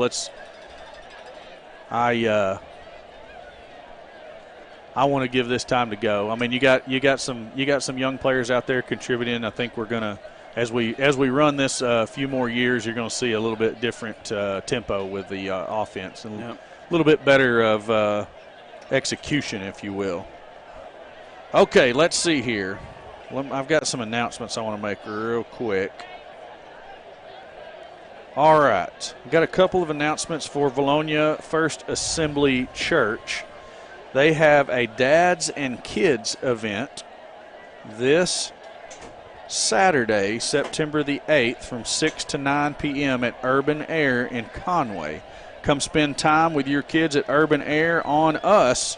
Vilonia First Assembly Church will provide the entry fee, and you provide the fun. So, dads, come on out with your kids this Saturday, September the 8th, 6 to 9 p.m. at Urban Air in Conway. Looks like Hinsley is back to punt again. You know they're going to be coming for it. And the snap's a little high. Jamison quick he kicks gets it off. That's actually a very good kick for a quick kick. Yep. Ball's going to be downed at the 30-yard line, basically. You can tell Jamison's frustrated, but there's no reason to be. He got that off. Bottom line. Oh yeah, absolutely. That half a second later, that could have been a catastrophe for us. 100%. I think I gave the wrong date on the dads and kids. It's actually Sunday evening, I guess. Yes, September the 8th is Sunday, 6 to 9 p.m. So that's Sunday. My mistake there. I'll have one more announcement going into the commercials at halftime to do here. Somebody was asking, who's my talking partner tonight? That's the one and only Billy Sal. So Billy Sal helping me out in the booth as Alan Wade is off traveling in Seattle, Washington, learning underwater firefighting. Gilmore throws complete out to number 5 at the 40. He's going to get up to the 44 before he's pushed out of bounds by Tyler Moran. And we're waiting for the punchline of that joke. Underwater firefighting. Oh, yeah, you've never heard of underwater firefighting? Yeah, it's underwater firefighting clinic. I couldn't tell you. That's just what, the question was, is it like underwater basket weaving? Gilmore loads up, throws complete again at number 5. Exact same play, exact same. The cushion that we're giving these guys. Yeah. I get it. You don't want to give up just a bomb downfield. But, these 20-yard out of whack passes, it's killing us.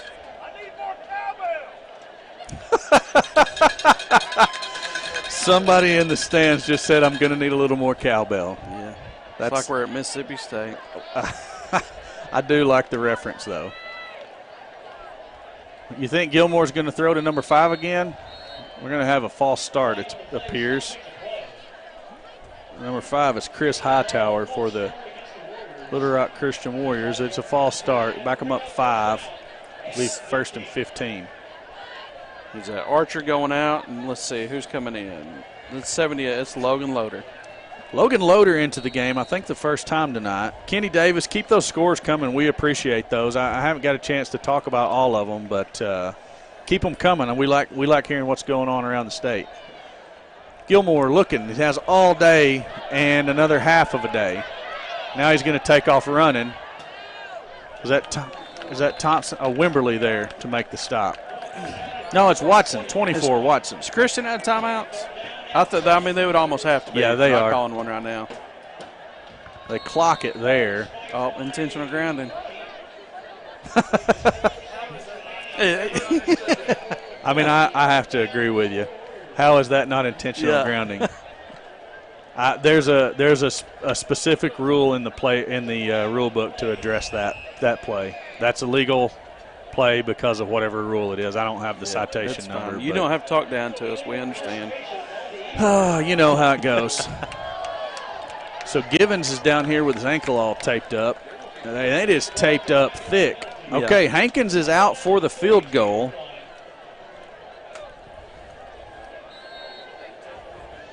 '18's going to be your holder for the Warriors, Benjamin Kelly. Eagles are going to ice Hankins. Kick 6, is that a legal play in high school football? I'm I'm being told I'm the rules expert, as explained by myself just a few moments ago. I don't know. I don't know. Is it a live ball or not? I don't know. See, there's going to be some people thinking the announcers are really dumb now. Maumelle 7-0 over Pea Ridge. That's an interesting score. Old Barry Grooms said he thought Pea Ridge was going to win at home, but it was only because Maumelle hasn't played a game and Pea Ridge has. So that's Hooten's justification on how they pick games. I got you.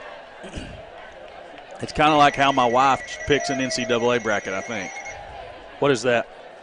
Walkie-talkie? I can't talk on the walkie right now. Where is Grant, by the way?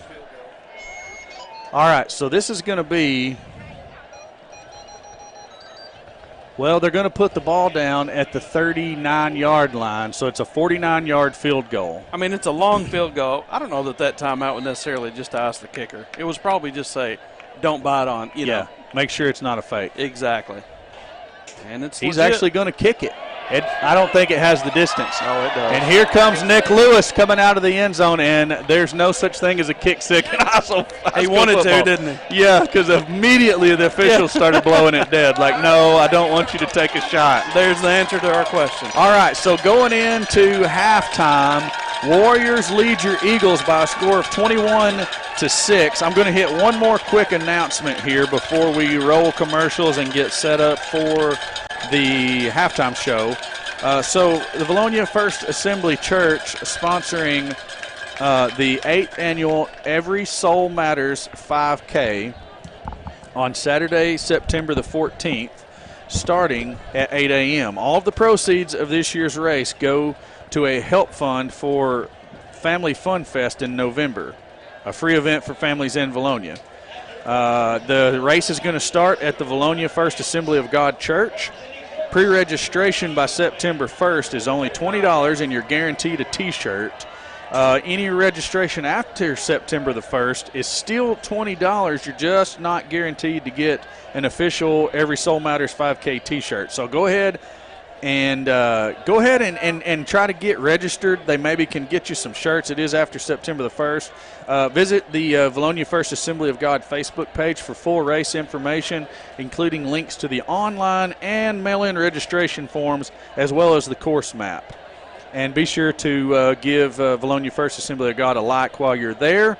That is the Every Soul Matters 5K, Saturday, September the 14th, beginning at 8 a.m. at Vilonia First Assembly of God. Madeline, hit those. Want straight talk about retirement, investments, and your money? Join Vilonia native Chad Roller and the rest of the Gen Wealth team for the Get Ready for the Future show, Saturdays at 10 a.m. on 103.7 The Buzz or 102.9 KARN. Camo and graphic tees. Come on down to Charlie's Corner next to Linda Marie's at the Vilonia Commons.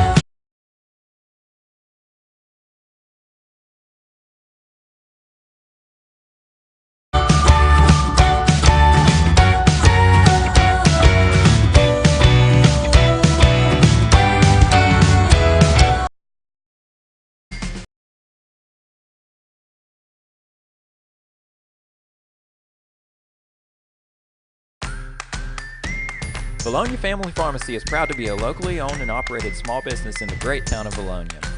If you're looking for a pharmacy where you're more than just another face of prescription, come see us.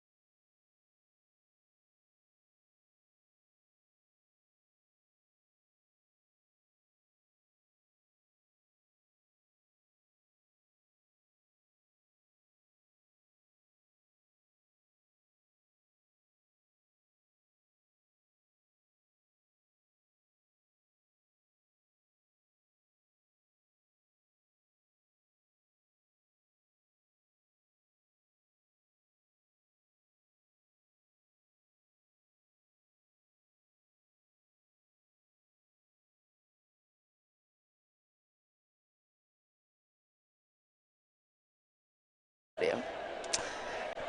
And we're back for real this time. It's halftime, 21-6. Little Rock Christian Warriors are up. Madeline, we just said a lot. We did say a lot, But silence. You know what? It's tough. We've got Casper the Ghost running, the production over there. If we had, someone other than Casper the Ghost also running camera, we would show you guys, but we don't. So, let's just let's just start over with what you were saying. We were talking a little bit about turnovers and how we had that momentum at the beginning of the game. First play of the game, ran it back to the house. Draven on a great run, couldn't convert the second 2-point conversion.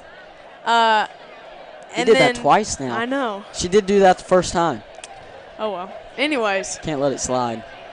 Then we recovered the fumble on the kickoff, and then it was a little bit of hot potato. Right. No one wanted the ball apparently. And momentum shifting over and over again. Over and over again. Every time there was a fumble, the team that recovered it was going crazy. Unfortunately, Little Rock Christian did convert on a few touchdowns. I gave them a lot of momentum, and then Austin threw a pick. So we kind of lost our momentum, but I think, we've still got our heads up. We're still doing all right, and I think we'll come out this half and play better. I think you're exactly right, honestly. The defense stepping up, slowing down the Little Rock Christian offense as much as you can. 21 points in one half. Most experts weren't really predicting that. They were predicting a blowout. Just we're ranked 23rd in the state. Exactly. In 5A right now. Little Rock Christian won. It's a good ball game right now. The Eagles are definitely in the game and can definitely make some sort of last half surge and push through. Yeah, and those 21 points have not been easy. Right. I mean, we did give away a pick 6. The Kendall Givens touchdown, we can't tackle like that on that play. Right. No arm tackles. Great blocking as well on that play. Yeah, you're right. But we did make them fight for their points. We just got to convert on offense. Right. Their defensive line picked up really quickly on Draven, and we haven't got a lot of rushing yards in the second quarter. And what I've noticed is we haven't really tried to go for the deep ball very much. Yeah, you're right. Be expecting that, because believe me, Austin Myers can throw a ball downfield. He can.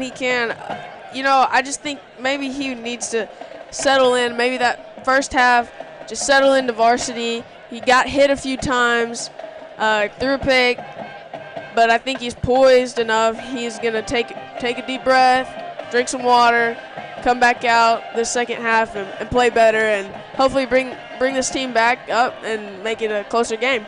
You're right. Expect a rejuvenated offense, ready to come out and put the hurt on Little Rock Christian right here.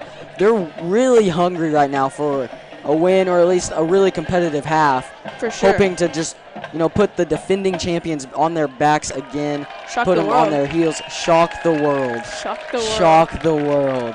I guarantee you, no one that doesn't live in Vilonia thought that we would win this game. You know what I say?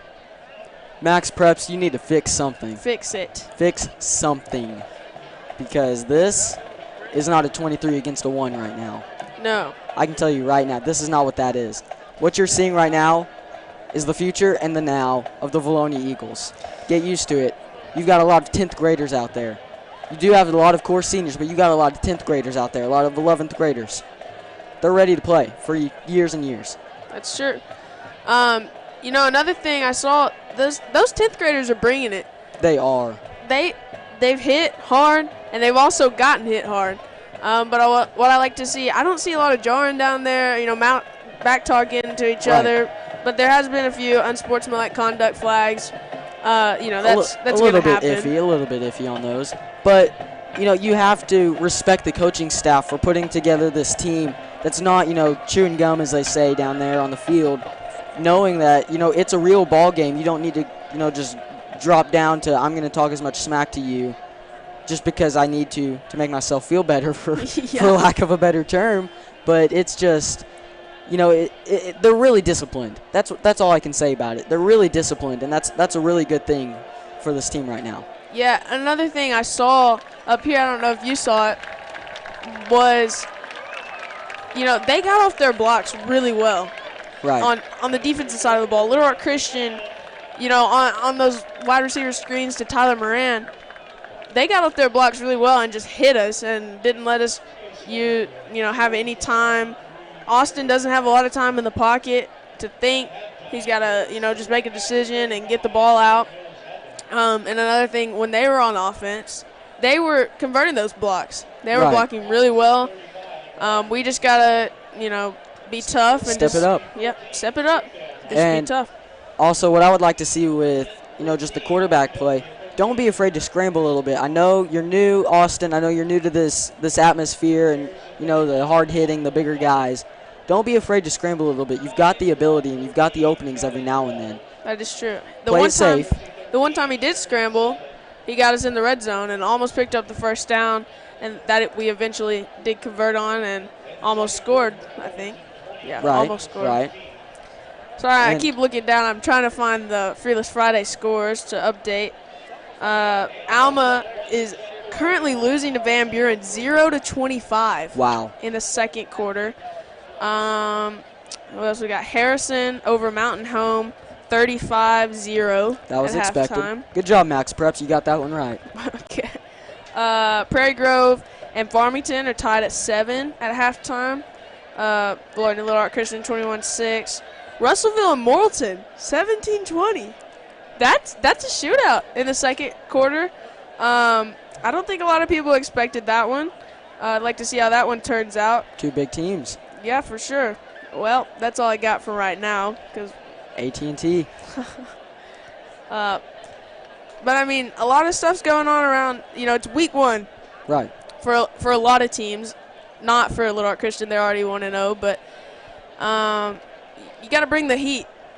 We got to come out this second half, and we got to play like how we did at the beginning of the game. Right. We got to forget everything that happened. We got to play like we're down and come back and win this game. Right, you're not playing to not lose right now. You're playing to win. And for sure, as one of the coaching greats once said, they are who we thought they were. They are who we thought they were. Let's not get them off the hook. No. Little Rock Christian, we were talking about all the speed they have. Right. It's a lot different when when they're on the field playing your team. When you're not watching film, you're playing them, it looks a lot different. It's easier to judge, too, because you know better how fast your guys are that they're Right. going against. So you can really see the comparison. And we've got the people to match that speed. It's just a matter of having them in the right place at the right time to where it's effective. Yeah. Let's go over maybe like a few keys of the half. Keys of the half of the previous half or the next half? For this half. So what do you got for our offense? What do you think we need to do to be successful? Austin Myers needs to just step it up just a little bit. You're a little bit more used to it now. You've experienced it. You see what they're all about. Find those open guys. Stay calm. Stay relaxed. Hit your passes. Play like we know you can. Yeah, for sure. Play like we know you can. My offensive key to the half is, again, offensive line. That's what I said at the beginning of the game and pregame if you weren't tuning in. Offensive line, we need y'all. Sometimes you don't get as much credit as you deserve, but I need y'all to step up because I know you can and give Austin time. Take pride in your blocking for Draven because when they were blocking really well, we scored. Big things happen. For sure. One play. One play. One play. Come out, hit him, one play. Touchdown. All right, so on the defensive side of the ball, what you got? Defense, the secondary, first of all, is stepping up. 21 points, not a lot of big pass plays. Good job, secondary. You've got to key in on Kendall Givens, though, a little bit better, linebacking core and the D-line. Kendall Givens is their best player. For sure. Whether you like it or not, he's their best player. And you've got to watch him. You've got to be on him at all times. Hit him low, wrap up. You can't just let go thinking he's going down. You have to be on top of him when he's down. You can't just hit him and then hope he stops. You're not going to be able to stop him that way. You have to be with him at all times. Yeah, you said something about the secondary. I agree with you. The secondary has stepped up, but they are giving them a lot of cushion. I think, tighten up. Don't be afraid to get beat. I mean, obviously we don't want to get beat, but tighten up. Don't let them have easy 20-yard passes And I think, the defensive line is doing really well. They're pressuring the quarterback here and there. They're holding on really well. When they grab onto somebody, the running back, the quarterback, whoever it is, they're not letting go, and they're bringing them down. And I think, that's my key to this game. And we're just going to take it into some commercials, and we'll see y'all for the second half. Vilonia Family Pharmacy is proud to be a locally owned and operated small business in the great town of Vilonia. If you're looking for a pharmacy where you're more than just another face of prescription, come see us.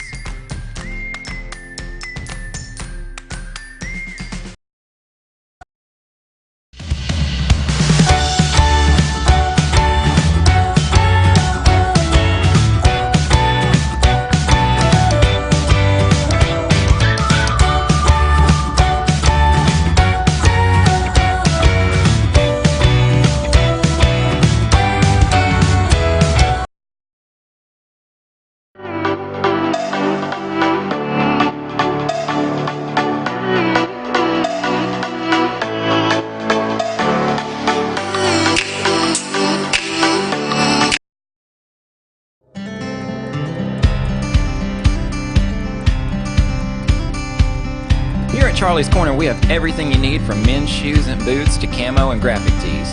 Come on down to Charlie's Corner next to Linda Marie's at the Vilonia Commons.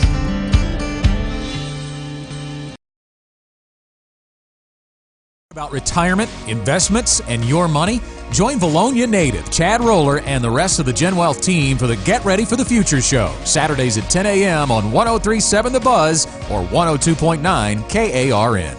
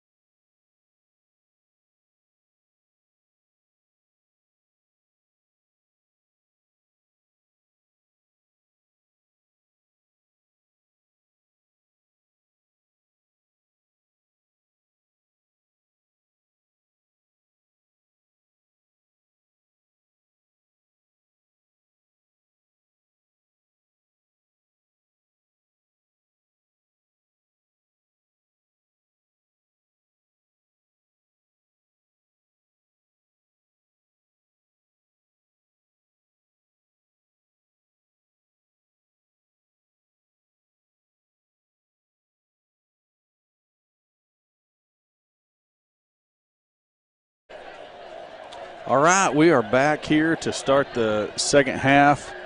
Eagles are going to kick off to Christian to start the second half here. Storylines for this half. What about Kendall Givens? Do you see him anywhere, Billy? I did not, and I was out back when they were coming out of their locker room, and I did not see him come out of there either. Okay, so I don't see him on the sideline anywhere. So Kendall Givens so far a no-show. He's not out there in the huddle on the field to receive. So he may still be back there getting some treatment. I know his ankle was wrapped up thick before he left the field for halftime. About 6 pounds of athletic tape. he never went back on the field. So that's going to be a storyline.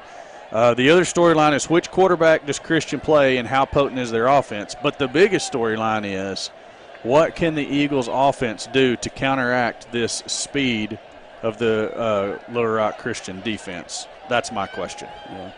Hopefully that's not your question to me, because I have no idea. Well, you know what this boils down to is at this point, down 21-6, you know you can score. You know you can come out and you can play hard, and that's what you got to do. You got to have all 11 guys flying to the ball, 100% effort, and not give up at this point. Absolutely. I mean, you're in the game, a couple of scores, and you're right there. Yes. Newman puts a charge into it. Line drive kick, bounces at the 15. It's going to roll into the end zone for a touchback. So good job by Newman to kick it into the end zone. Warriors will take over their first offensive drive at the 20-yard line, and it's going to be Gilmore out to quarterback the Warriors. And I don't know, I keep calling this their Wildcat package. I mean, it's pretty much what it is. What was Gilmore listed as on the roster? Quarterback, defensive back. So he's the other quarterback. It's not a true.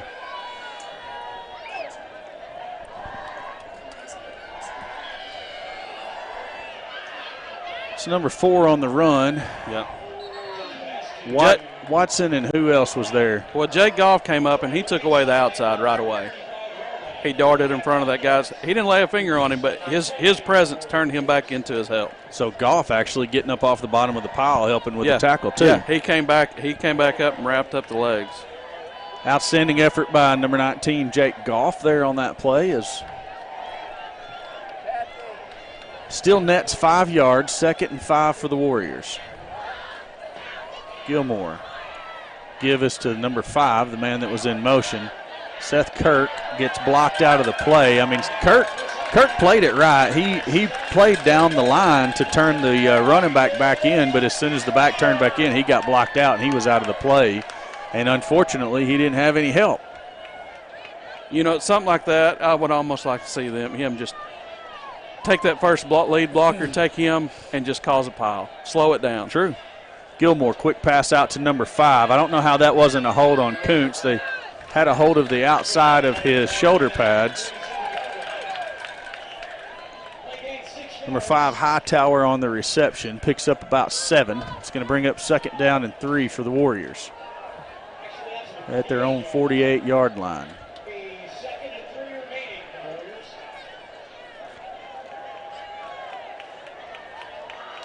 Gilmore has Hightower in motion. Gives to the back, number 2 there in the backfield. Good job by, is that Goff again? Yep. So Goff getting back there, wreaking some havoc. It's going to be just about a yard short of the first down as the run nets 2.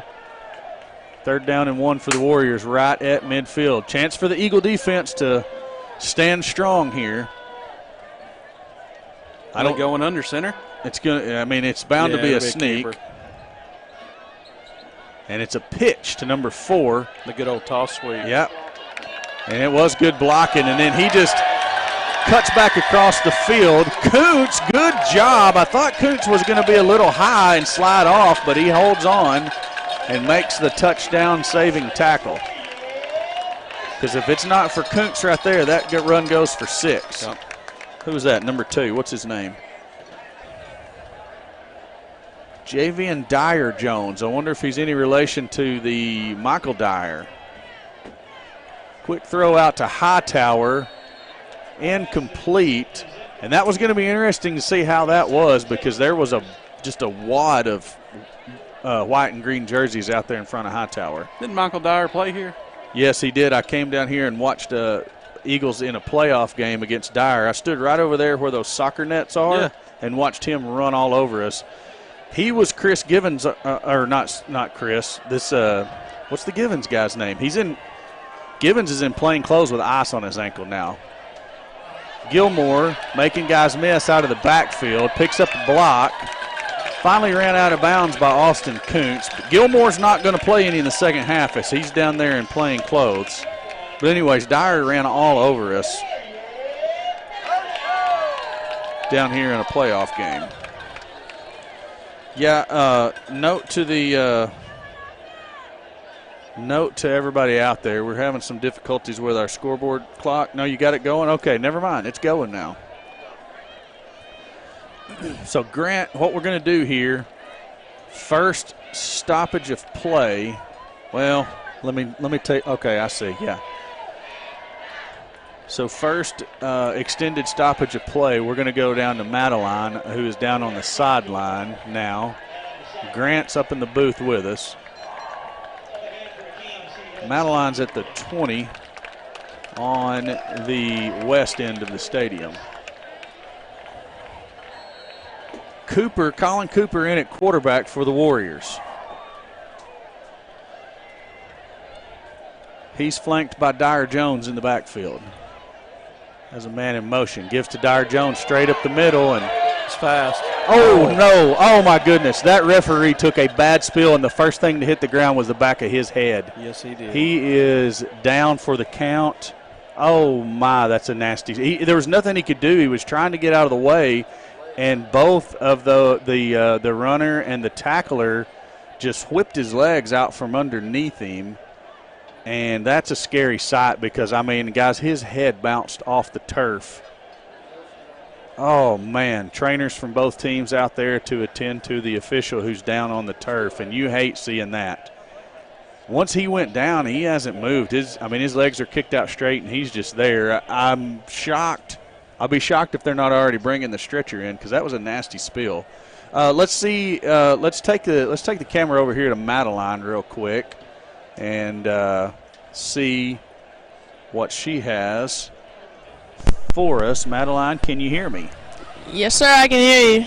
I don't know how that spill looked from where you stand, but from where we're sitting, it was awful. Oh, it looked really bad. I just saw him spin around a few times, and it looked like the ball came loose, but I don't think it did. But that looked really, really bad. I think that might have been the official's hat that went flying. Is what you saw, rather than the football. But my goodness, a scary scene on the field. Looks like they're going to try to help the official up now. He's up on his feet, thank goodness. Madeline, we'll catch you again here in a minute at the next stoppage of play. Official is up off the turf.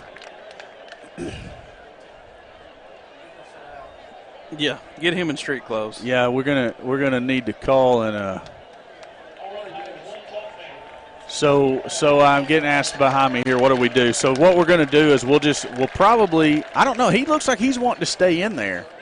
I'm not sure if that's if the best idea or not, but if an official gets hurt, typically on non-playoff crews you don't have an alternate official, so what would happen is they would just adjust their positions, which they actually have. The side judge that was on this side has traded spots. Where did he go?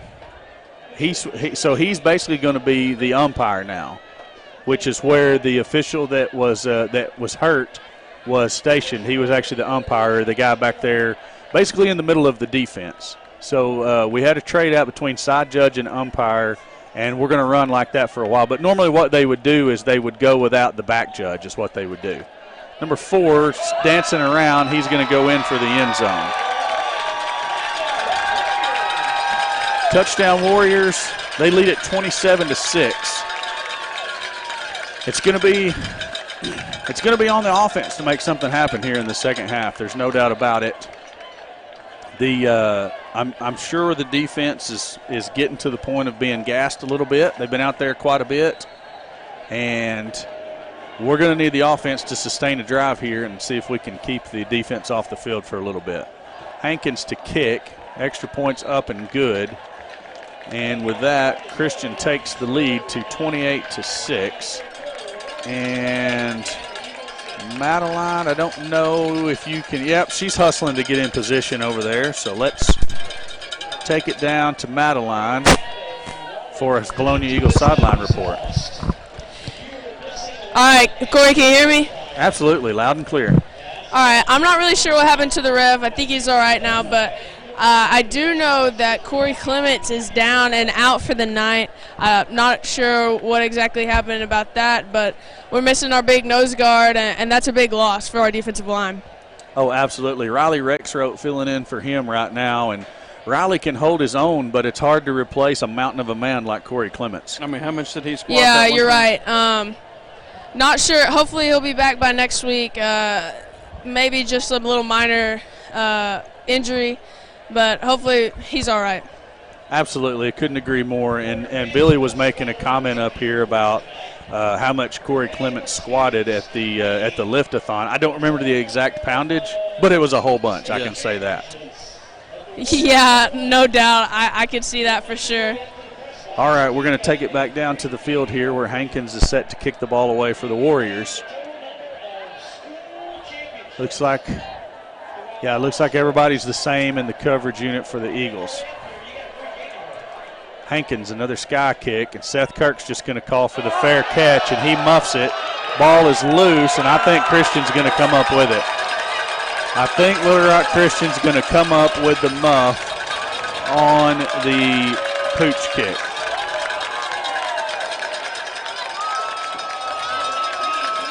I think after that last time, he went ahead and called fair catch, but he brought his eyes straight down just to make sure. Not on the previous one, he did not call a fair catch. That was the one that he took a large hit. On this particular one, fair catch called for. Couldn't make it happen. It's going to be Christian football. I don't know what the discussion is about, but I know officials went to talk to both coaches. And the Eagles are going to send out, I don't know, we've got some kids going to the wrong side of the football for some reason. I think it looks like they're setting back up for a re-kick. Okay, re-kick of the football. All right.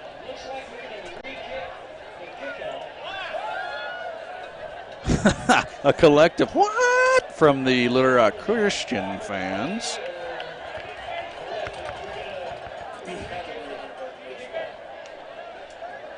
I didn't see a flag. The best guess that we have now is an inadvertent whistle.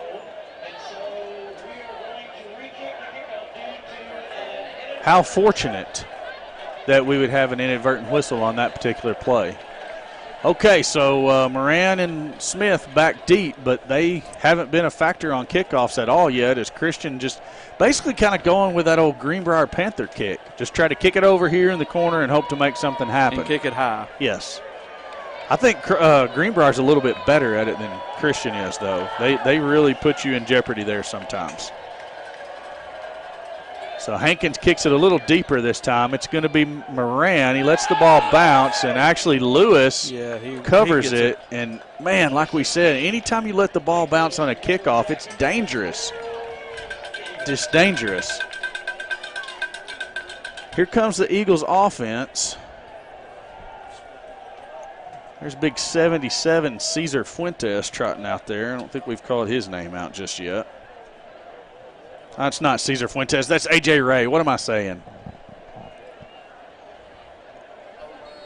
59 is Cesar.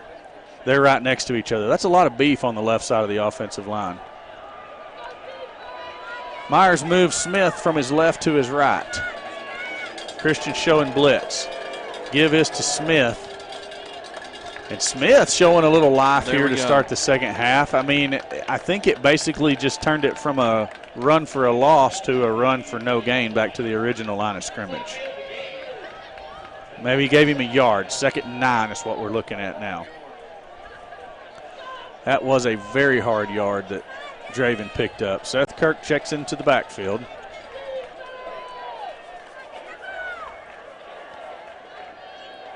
Myers repositions Kirk. Has the ball, gives it to Seth straight up the middle. Seth Kirk, nice hard run. A little different. I mean, he's hard to see. He is a lot shorter than a lot of those guys out there, and he's hard for the Christian defenders to pick up quick. Nice run for 8.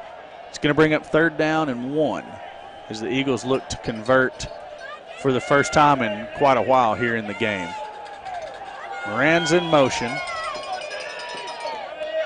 Fake to Kirk, and they're going to try to throw to Moran, and the throw, they called it a forward pass, so it was incomplete. Looks like it's decision time. Are the Eagles going to go for the short fourth down here, or are we going to kick it away? Looks like Hinsley's taking off the glove to punt.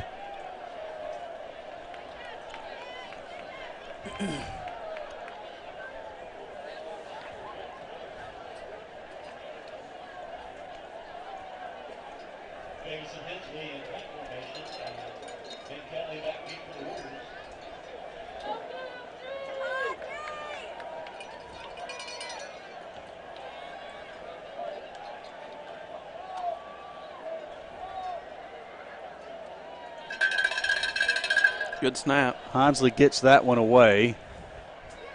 Bounces. Takes a little bit of a Vilonia roll. Nick Lewis, I think he first touched it back here about the, I think they're going to give it to him at the 39. Who was the, who had the snap on that one? Was that Goff? Yeah. Okay.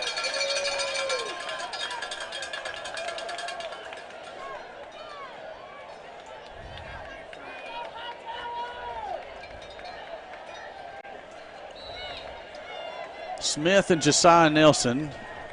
I think you got Bartlett checked in over there at that other safety.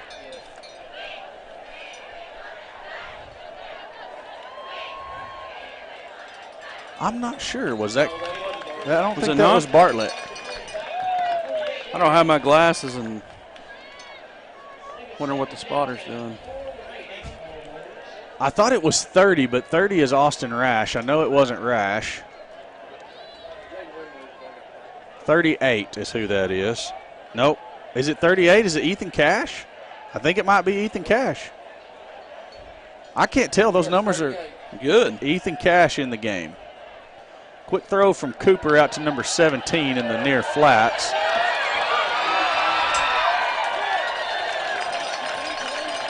Tackle made by Nick Lewis, not before a huge gain by William Kerfoot.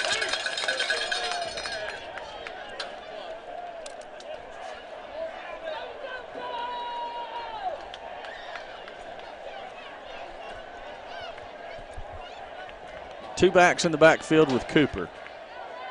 He's going to give it to number 2. And Josiah Nelson loses his helmet again. He needs to check his chin strap. Does he have a chin strap on? I mean, he's jumping right up from it and trotting off the field. But there's got to be something going on, man. Get him another buckle on that thing. Ethan Cash checking back in at the safety position.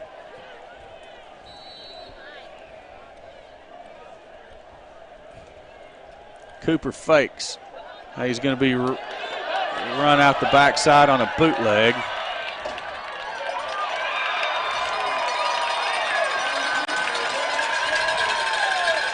Eagles defenders kind of overrun the play as Cooper cuts back in for some additional yardage there.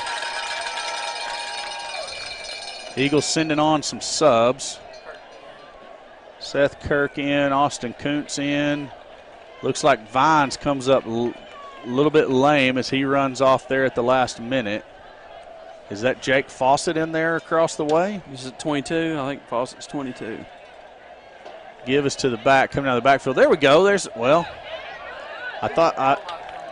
so good job of holding up the runner until the rest of the Eagles show up and make the tackle.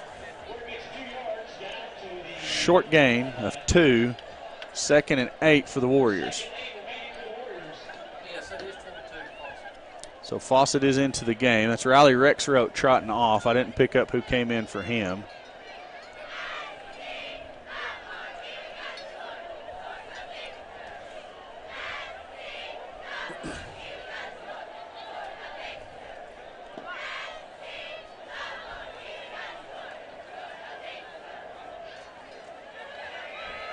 They give us to number 2 straight up the middle, and Break 6 Another tackles. official goes down.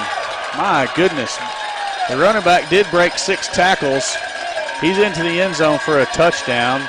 The second official that not goes down, although he was a little more athletic in getting out of the way, and he's not hurt. He popped right back up.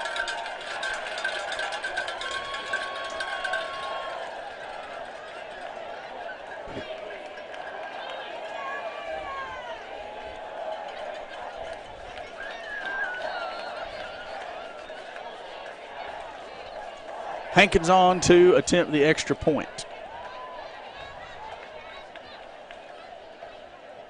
Kick is up and straight through the uprights. 42-6 is the lead of the Warriors over your Eagles. 6 minutes left to play in the third quarter, and man, we're going to have to get something going pretty quick here. This thing's about to get completely out of control. I think it's 35-6. Good call. What did I say? 42. My mistake. 35-6. I was listening to what they were announcing here in the stadium, something about how many state championships the Warriors have. It wasn't all in football, obviously, because they said 29. I wonder how many the Eagles have altogether if you combine all sports. Track's got a handful themselves. Mm-hmm. Got a couple of basketball championships littered through there, a couple of softball, 3 softball championships, 2 or 3 baseball. 2, So, I think. Yep. Yeah. It might not be 29, but I mean, then I'm not even thinking about. Well, we don't have. I mean, to get to 29, you got to have somebody on scholarship, right? At least a handful. Well, we know that happens quite regularly down here. But the point I was going to make is, they're including sports like golf and tennis, and no. I mean, I'm not slighting those sports. I'm just saying I have no way of knowing how many golf state championships we have. Although I know there's a couple from, I mean, they won 1 or 2 back in our day, didn't they? I don't know. Hankins really puts a leg into this one. It takes Moran all the way back into the end zone. It's going to be a touchback. Was that Hankins that kicked that one? Yeah, so he does have a leg on him. All right. Hey, how about you run a couple of commercials here for me, Grant, real quick?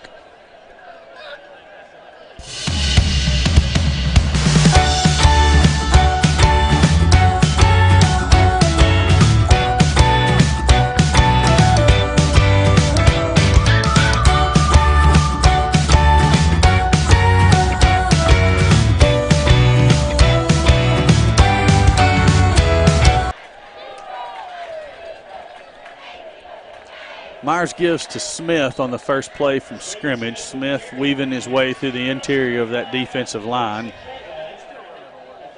Pick it up about 6 yards. It's going to bring down 2nd and 4. And I mean, Draven Smith, he looked a little bit tired there near the end of the first half. Halftime helped him out a lot. That run right there, he showed a little bit of himself from the beginning of the game. Myers, quick throw out to Kuntz, and it's behind Austin Kuntz, and he can't come up with the catch. Bring up a 3rd and 4 now.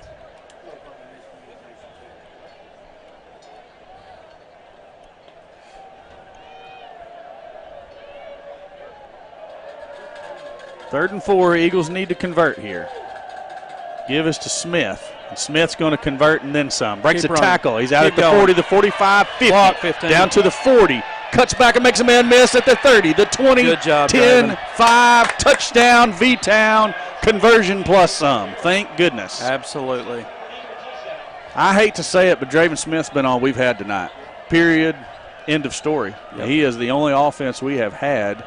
I don't know how many offensive yards we have, but he's got about 80% of them on those 2 big carries. You got it. So here comes the Eagles to set up for the extra point. I wonder what happened to the Sweeney gate from last year. I don't know. I enjoyed that. Yeah, and it was pretty successful. Maybe it was the personnel that we had last year, and maybe it's something we're going to put in later. I don't know. Stout to snap. Vines has the ball. Newman's kick is good. And there's a Warrior down on the play. You thought it was another – Spotter thought it was another ref. And given the way the game's gone tonight, I can't say that I disagree. All right, Madeline is standing by down there on the sideline. How about that big run by Draven Smith? You know, this crowd was really quiet for a little while this whole second half. They've been really quiet, a little bit of clapping here and there, and that run is exactly what we needed to get a little momentum to get us back into this game. Maybe you should go full cheerleader mode and just start jumping jacks down the whole stand, screaming at everybody, get up, get up. You think it'd work? No, probably not. I'm not very peppy. It'd be worth a shot, though, wouldn't it? I mean, one time. I'm just playing with you. No, I'm not kidding. doing that. No, you just keep doing what you're doing. You're doing a great job down there. We're going to hit some commercials here at the next break, and then we'll catch up with you again here in a little while. Newman's going to kick it away for the Eagles. 35-13, 5:23 left to play in the third quarter. And if I say a time different than what's on your screen, that's just because I'm a little behind.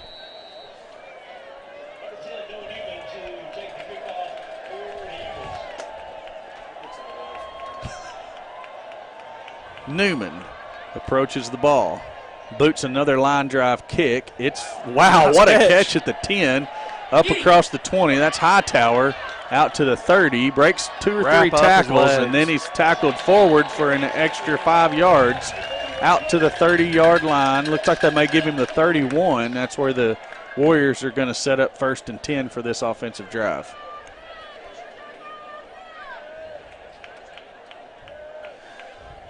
Let's see who's checking in there defensively. Moran's coming in. Seth Kurt, Lewis.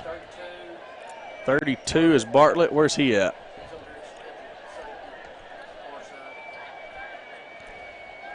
Bartlett getting his first action. That's interesting. I mean, I don't know what constitutes a catch in high school football, but that was pretty close. Somebody says, great run reminds me of myself and my friend Tyrone back in the day. Wow. John Green. Thanks for that.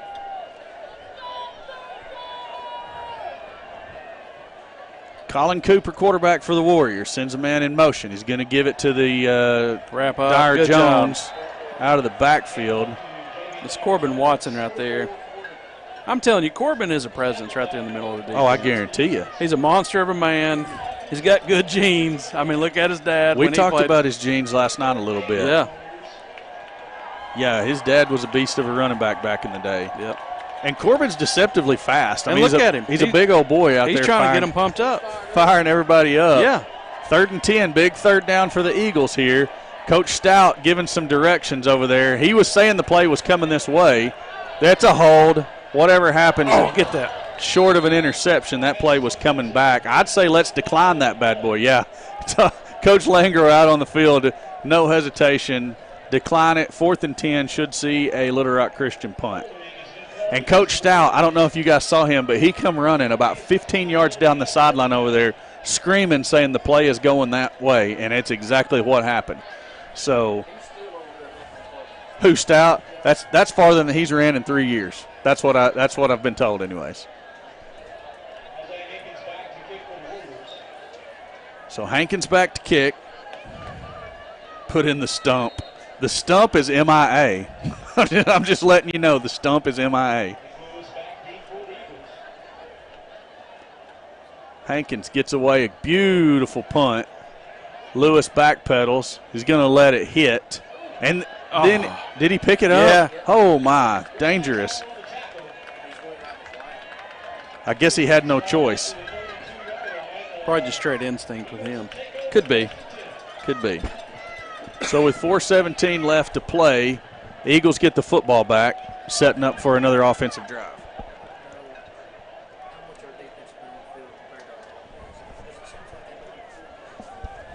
Yeah, time of possession definitely an issue here. That was the discussion here in the booth, we'd like to see the old time of possession graphic so we knew how long our defense had been on the field. A long time, I can tell you that. But they rose to the occasion that time. Draven Smith trying to pick his way through.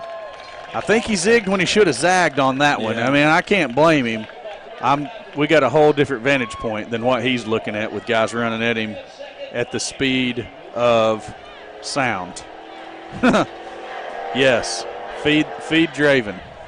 I agree. Draven's going to take a break here. Draven Smith take a little break. Seth Kirk checks into the backfield. That's Kirk with the run straight ahead. Draven's the speed guy. Not saying he doesn't run for power, but he's the speed guy. But Seth Kirk, for his size, he runs probably more powerful pound for pound than just about anybody in the state. He's got the biggest motor out on the field. I concur. Always falling forward. 3rd and about 7 is what the Eagles are looking at, maybe a long 6. Coach Langer's going to take a timeout and talk it over. So with that being said, we're going to hit our commercials. And Grant, I hope you're keeping up what you ran and didn't run. Hit me with about 3 of them, buddy.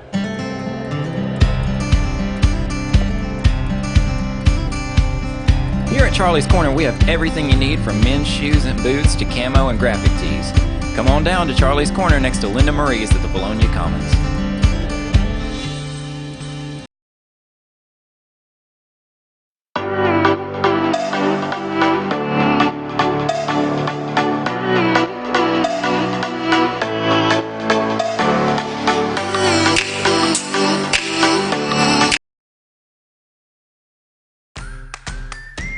Vilonia Family Pharmacy is proud to be a locally owned and operated small business in the great town of Vilonia. If you're looking for a pharmacy where you're more than just another face of prescription, come see us.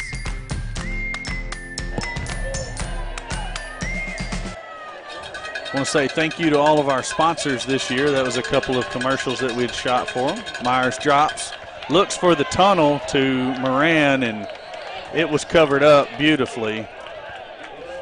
So Myers wisely just throws it at the feet of Moran, and the Eagles are going to punt.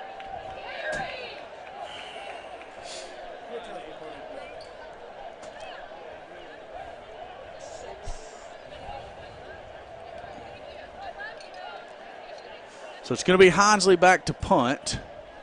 Hankins actually back deep to receive for the Warriors, along with number 18, Benjamin Kelly.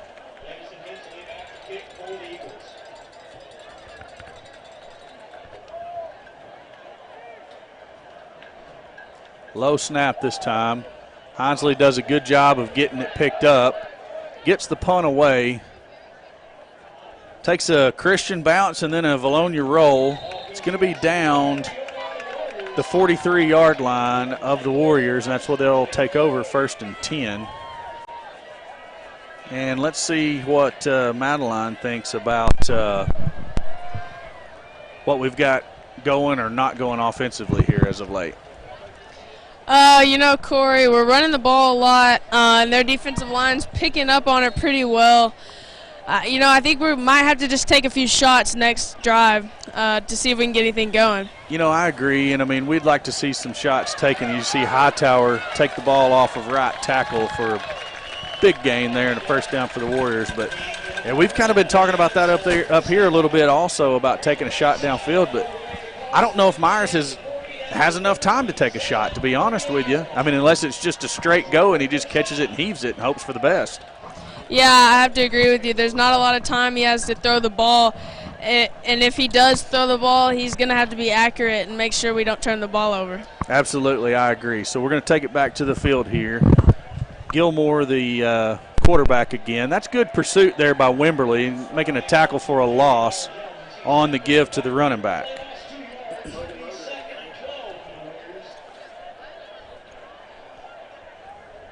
Logan Loader in there on the defensive line. Ozier's also in there. Campbell Ozier in the game. That's another one of those. Who do we have back there on that other safety?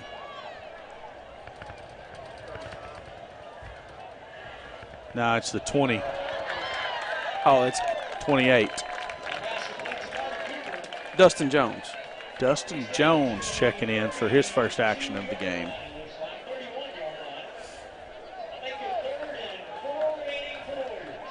Third down and 4. Probably 4-down territory for the Warriors, although, yeah, that'd be a real far kick if he tried to kick from there, and he wasn't good from 43 or 44, whatever it was earlier. Gilmore throws quick, complete out here to number 3. Good coverage by Trubiano. Is it going to be a first down? Going to be really close. Yep, first down Warriors. Good coverage by Trubiano. I mean, he comes over from the linebacker spot and makes the tackle as quick as he can. I'm just happy to see somebody wrap up.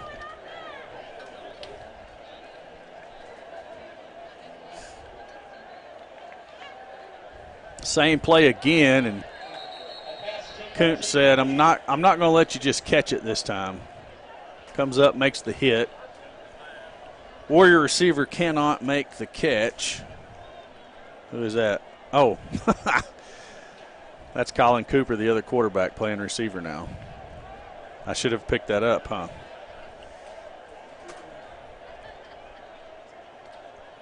Gilmore brings Hightower in motion. The give is to Hightower, looking for running room around the right end, and he's got it. You know, guys, he's not nearly as fast, and he doesn't run with near the power. I mean, he's not the same guy, but he's kind of got that long, lanky frame, almost like Darren McFadden. Wearing that number 5 running across there, he's just kind of got that same size frame. He's not near the running back that D-Mac was, but looks a little bit like him carrying the ball through there. Well, he's got some good edge blocking. True. I mean, every time they've tried to hit that edge, they've had blocking for at least 5-10 yards down the field. Gilmore stays in. Dyer Jones in the backfield with him. Give us to Dyer Jones, and this time, no, it's the quarterback. My goodness. Touchdown Warriors. So with about 53 seconds left to play here in the third quarter, Little Rock Christian leads it by a score of 41-13 with the point after to come.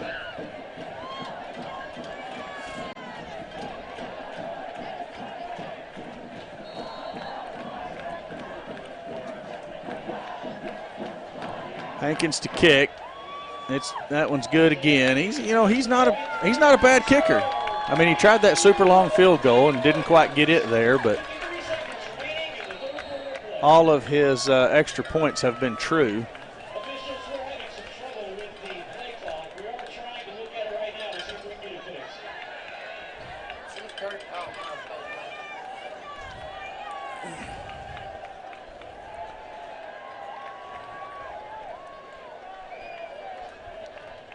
Let's see. There's a lot of discussion going on. Well, I'm talking about coaches out on the field talking to players. Not sure what all that was about. We had 2 or 3 coaches out there talking to 2 or 3 different players. Guys, I'll tell you this. Well, I know we've got a full quarter of football left to play. But so far, I'm not seeing an Eagles squad that's completely defeated. I mean, they're still giving effort out there. I mean, defensively, you got Corbin Watson out there still trying to fire everybody up. You have, Trubiano coming up, making some good tackles. Kuntz out there. Kuntz has played hard. He's came off the field very little. Yeah, he hasn't taken many snaps off, that's for sure. Seeing a lot of the young sophomores get in here and get some reps in a varsity game for their first time ever. And when they come off that sideline, they're fired up. Oh, yeah. I think that was offsides. Yeah. Yeah, had the inside, I don't know what the actual position's called, and actually number 11 took his helmet off on the field. That should be another penalty, because that's a no-no. Yeah, so the offsides should be 5-yard penalty and a re-kick. I think it was 31 over there. He got a little bit of a head start, and I saw from when he took off it was going to be close, and the official picked it up as well. So back to Warriors up to the 35, and they'll kick it from there. I'd like to see Moran get a chance to make a return here with with an actual catch and getting some blocking set up. Yeah, I don't know if he's going to be able to get in the end zone this time. He may have a chance at it. Moran's going to have an opportunity. Fields it at the 18. He's going to run back across the field looking for blocking.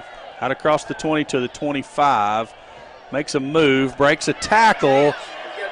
And you know what? I mean, he was a mosquito hair from breaking that for a touchdown. And that's exactly why I said I wanted to see it. He's crazy fast and hard to get a hold of.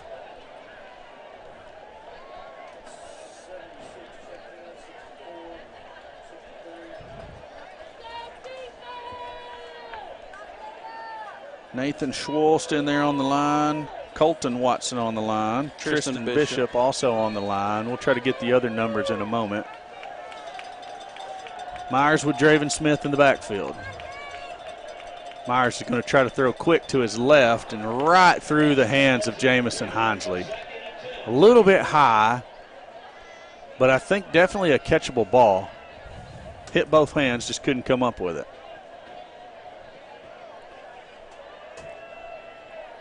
You got Cannon Bartlett checked in, too. Cannon Bartlett's down here in the near side slot. Myers is going to give to Draven Smith on a straight run up the middle.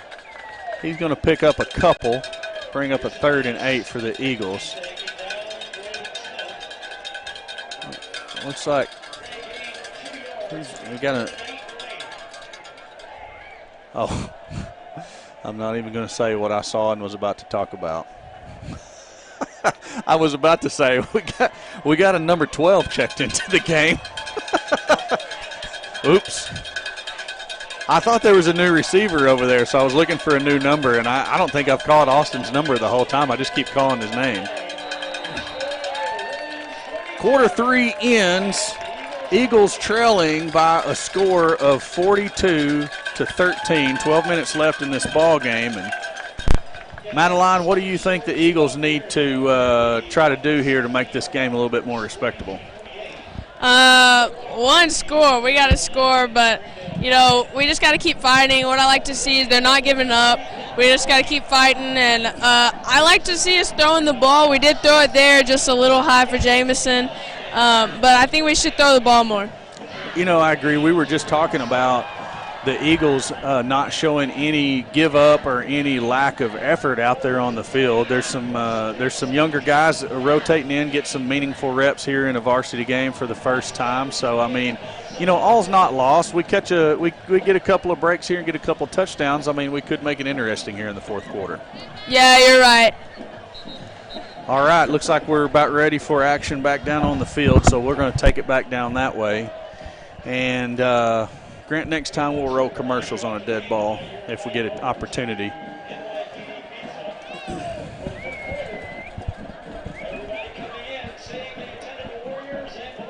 So here we go. Eagles looking at a 3rd and 8. Would sure like to convert here, and I smell a Draven Smith run coming.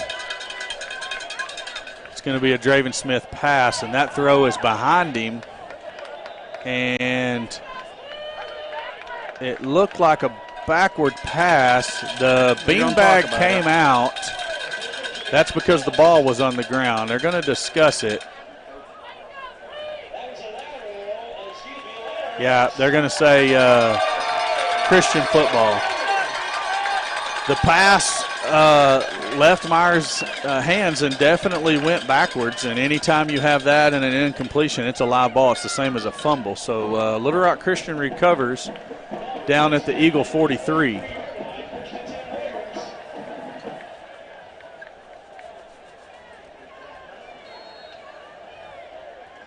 Here comes Jake Fawcett checking in late on this near side cornerback spot. Cooper gives to Dyer Jones. Austin Kuntz fighting off a block and making a tackle, but not before Dyer Jones can pick up about 5 yards. It's going to bring up a 2nd and a long 5 for the Warriors. Looks like there may be an injury. Yeah, Dyer Jones coming up just a little bit limp.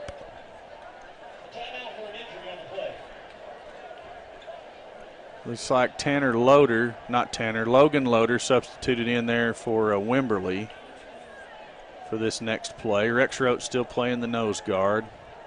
Got Carter Archer over there in the other defensive tackle position. I don't see anybody else new or out of place. Yeah, Dyer Jones is going to come up with an ankle injury. He's going to get the assist off by the coaching staff and the training staff for the Warriors. So who are they going to bring in for a running back now? It's going to be number 31. I wonder if that's a sophomore. It is indeed. Brian Gittens. Brian Gittens, yeah. He was the little running back that, last year on the 9th grade team that was pretty salty. Yeah. Cooper looks to throw, throws it quickly out to the number 9 in the right flats. Jake Fawcett forces him out of bounds. About a 4 or 5 yard pickup.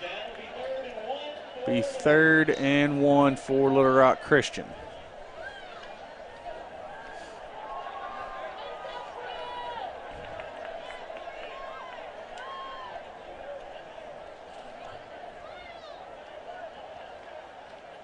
Gittens goes in motion. Cooper looks right, pumps once, throws deep, out of the reach of the intended receiver, number 84. Jake Fawcett was in coverage. Andrew Wadsworth, the intended receiver, another sophomore for the Warriors. And 84's been in there quite a bit.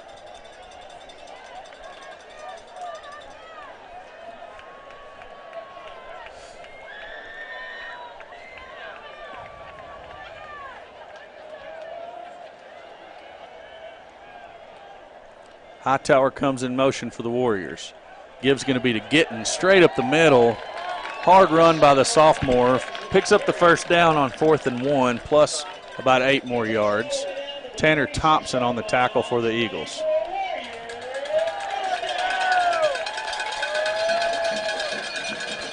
'58 checks into the defensive line for the Eagles. That's Dylan Briggs.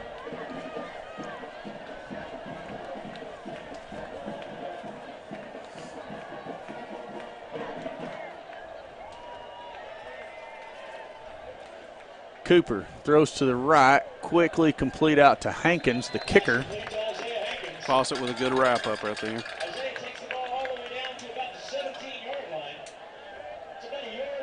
Second and 1 is what the Warriors are going to be looking at now. Clock continues to roll, 10:40 left to play in the game.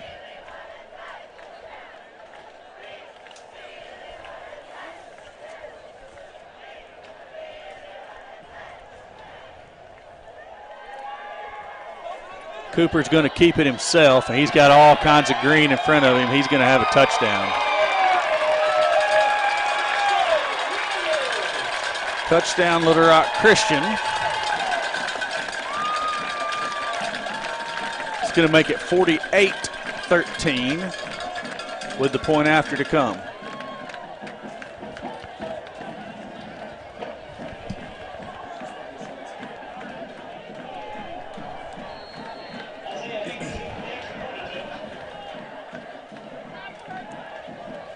Here comes the extra point by Hankins. That kick is good, and we're going to run a couple of commercials here while we get set up for the kickoff back to the Eagles.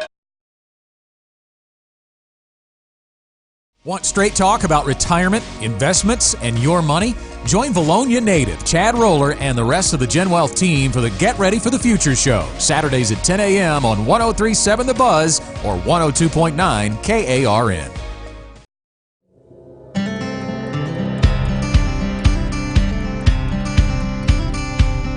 Here at Charlie's Corner, we have everything you need from men's shoes and boots to camo and graphic tees. Come on down to Charlie's Corner next to Linda Marie's at the Vilonia Commons. All right, back to the field of play. Hankins to kick off to the Eagles, and we have officially entered the mercy rule here. Sportsmanship rule. I'm going to call it the mercy rule. I don't know. If you haven't noticed, I'm not necessarily PC all the time. So mercy rule in effect here at the Little Rock Christian Warrior Stadium. Clock will continue to run other than an injury or a called timeout. Hankins boots that one easily into the end zone. And the Eagles will take over 1st and 10 out at their own 20-yard line.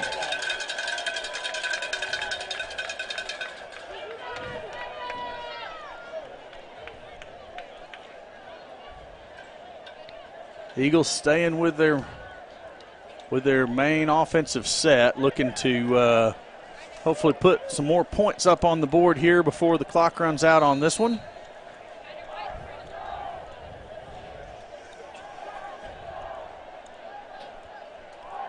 Myers moves Smith from the pistol formation into flanking him to the left. Draven Smith dances around, and here he goes again, guys. If he makes a couple of guys miss, he's off to the races at the 50, the 40, the 30, the 20, 10, 5, touchdown, V-Town. My goodness gracious sakes alive. Draven Smith probably has 200 yards rushing, and the biggest chunk of it on 3 carries, guys. Absolutely. I mean, it's unreal, to be honest with you. It is unreal. I mean, that's all of our points right there. 3 big plays.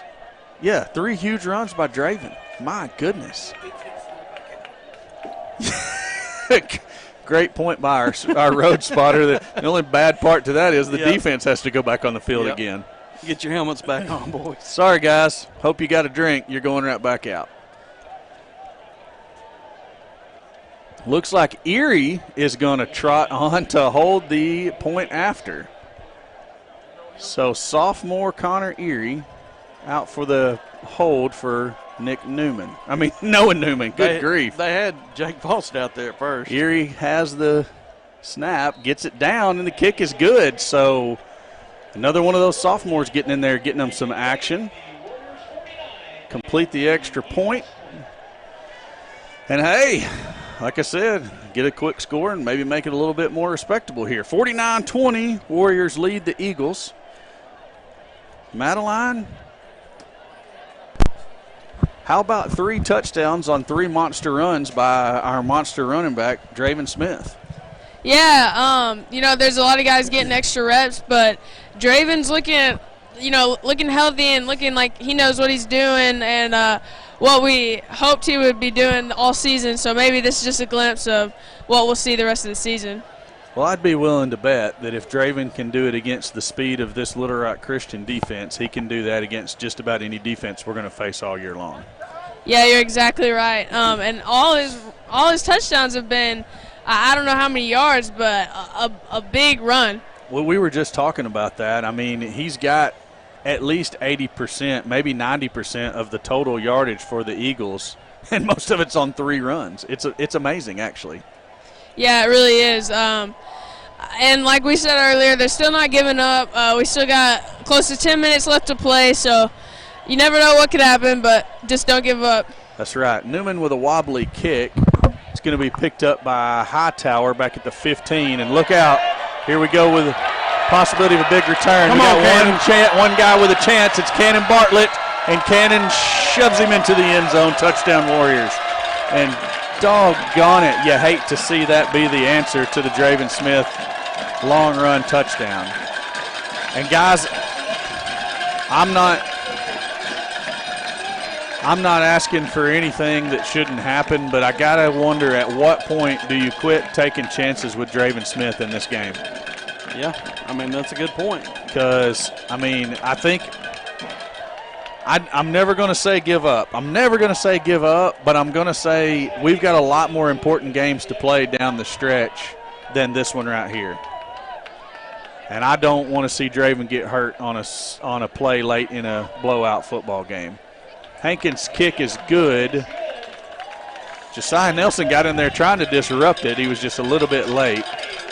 And I mean, I'm totally fine. I totally trust whatever our coaches decide over there. I'm just, simple man thinking up here.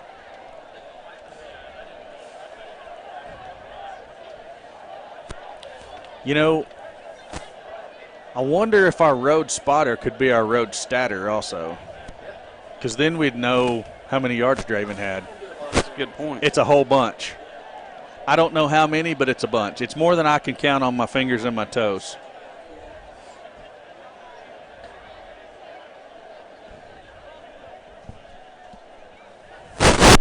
Holy cow, I forgot to make an adjustment over here.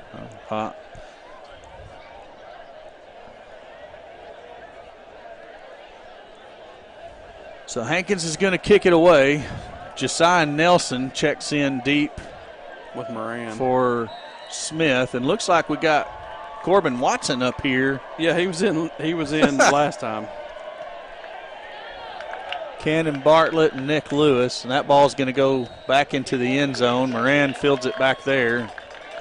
It's going to be a touchdown. Touchdown. Lord have mercy. Touchback.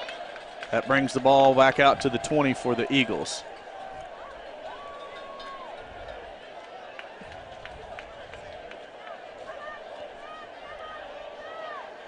Let's see what we've got trotting out on the field. There's Hinsley. Here comes Seth Kirk. Okay, Seth Kirk's in. Moran still out there. Kuntz is still out there. Tate Langrill's still out there. Myers has it. Gives to Kirk. A little bit of a weird handoff there. It was almost like it was a little miscommunication on which way Kirk was going. Good job by those two guys to handle it and not put it on the turf.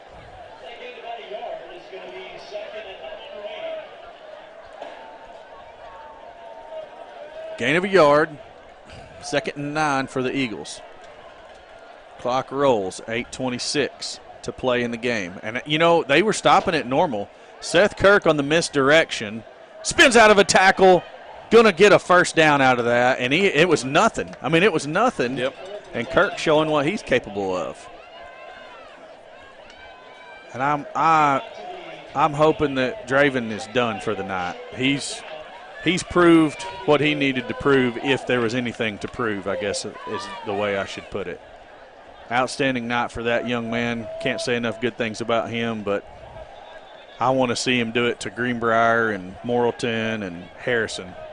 Way more than I want to see him do anything else to Little Rock Christian. Nah, they're discussing something. I'm wondering they're saying first down. Okay. I was going to say, if nothing else, I'm wondering if Coach Langro didn't ask for a measurement, because the down marker was right next to the line to gain marker. First down for the Eagles, 1st and 10. Seth Kirk stays in the backfield with Austin Myers. Myers has the ball. Give us to Kirk. Kirk cuts it in off left tackle. He's got some running room, makes a couple of guys loses miss. the ball. Also loses the football in the process, but Jamison Hinsley is there to recover.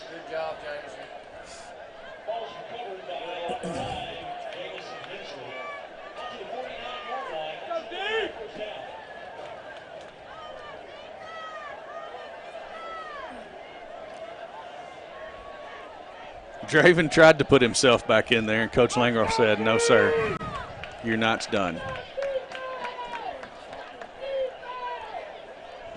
Kirk again off the right side this time, stretching it, cutting up field, flags everywhere. Well, I'm hoping since one came, he's signaling hold. The back judge has hold, and I'm sure no, that's just a block in the back.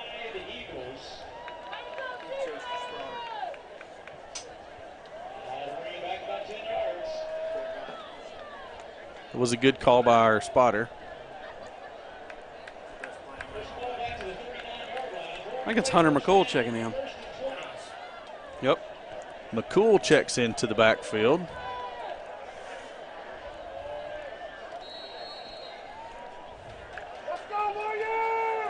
I think Christian has checked in quite a few younger players out there. I'm not really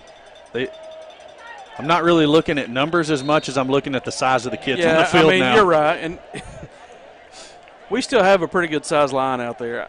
Why not take some shots downfield? Absolutely. Air it out. Hey, they're going to give him time. I would say at this point, he'll have time. Oh, yeah. I'd say either take shots downfield or just go complete youth movement. One of the two. Mm-hmm. You know Tyler Moran would love to run a go. Oh, yeah. Eagles are going to take a timeout and talk it over. Looks like Sweeney and Langrel both coming out to give them a pep talk.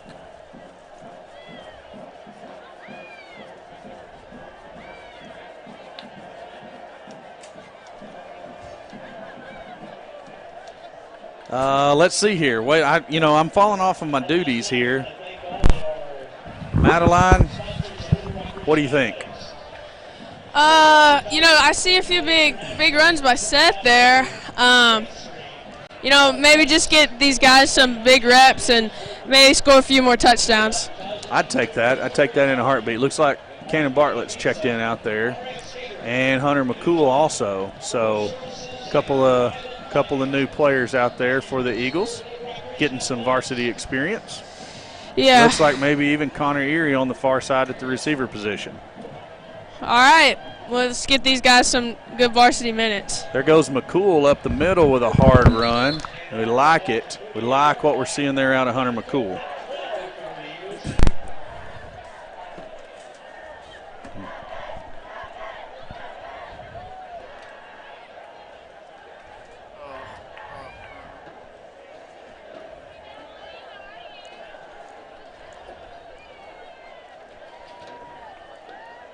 Looks like McCool's going to stay in the backfield. Bartlett in the slot, Erie on the far side. I was trying to pick up that other slot receiver. Myers drops. Now he's going to roll. He's looking downfield. Throws an interception. Defensive back steps in front of Erie, the intended receiver, and picks off the ball. So that's going to be Christian football out at the Eagle 48-yard line.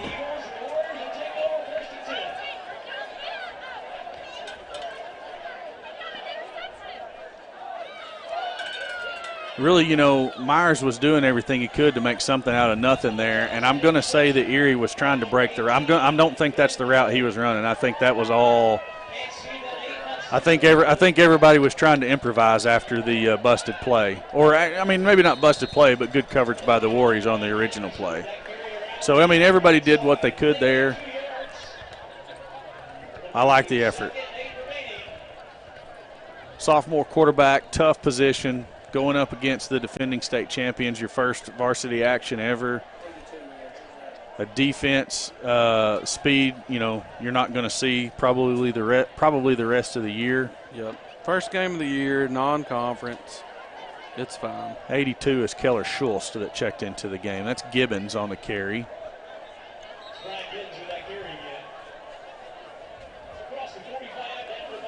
Here comes Wesley Strange checking in for Trubiano.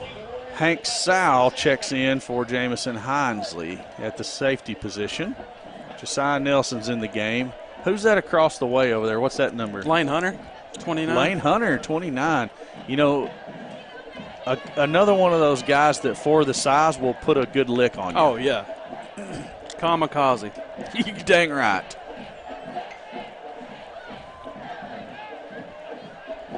Quick pitch to 84 there. Or almost like not a true shovel pass, but they do consider that a pass on the stat book. Hank Sowell coming all the way up from the safety position, reading that play beautifully and making a tackle. Like seeing the young man get in there and make a play when he gets his opportunity.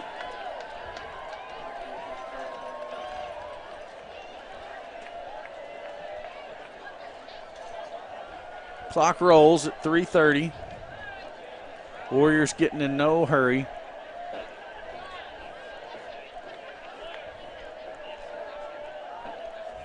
Gibbs going to be to Gibbons out of the backfield again. Jake Fawcett coming up in coverage. Also Keller Schultz. Aubrey Watt. And Aubrey Watt in on the tackle.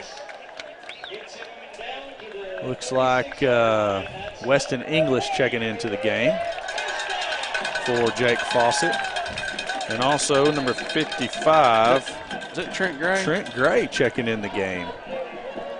Trying to pick up all these substitutions. Eagles running a couple in every single play, so we're trying to get them all, but if we miss one, we're going to apologize for that right off the bat.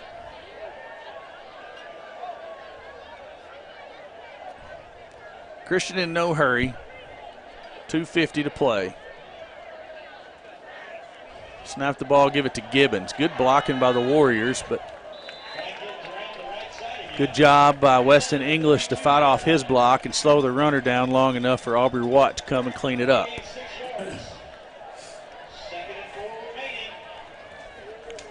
Second down, 4.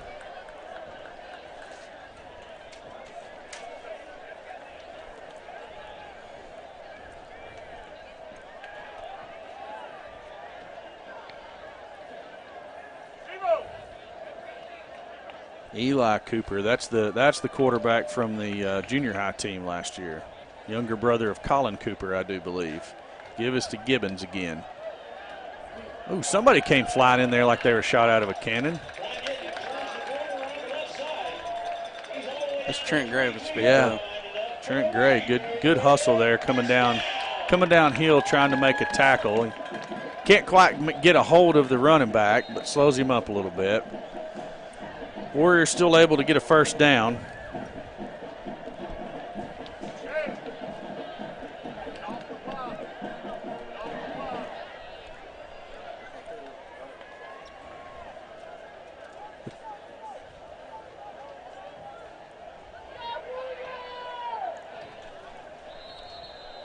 Looks like we might have motion there on the Warriors. Looks like Nick Ledoux is in there on the defensive line. 58. We talked about him earlier. I can't remember. That's Briggs, isn't it? Yeah, Dylan Briggs. Who's the other defensive lineman? 55. That's Trent Gray. Yeah. So I think we got everybody. And well, there's number 10 in the. Is that number 10? That's Newman, isn't it? Newman plays defense? I don't know. If that's Newman, then he does. That doesn't look like Newman though. Maybe it's not 10. It's 40. Okay. Who's 40?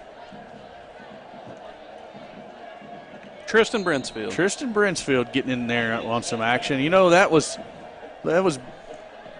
big Nick Ledoux getting in there and disrupting the running back in the backfield. Good effort by him coming off that defensive tackle position.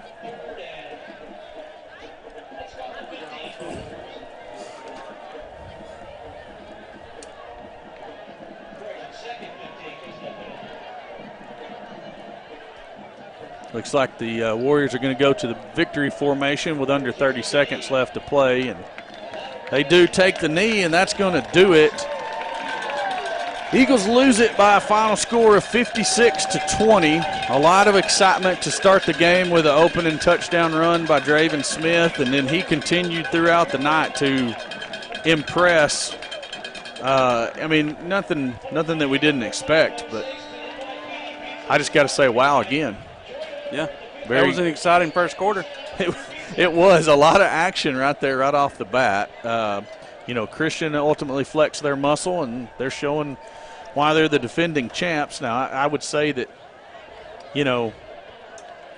we did. I heard a lot of different predictions. I heard a lot of people say if we scored 21, we'd be doing good, and we scored 20. So, yeah.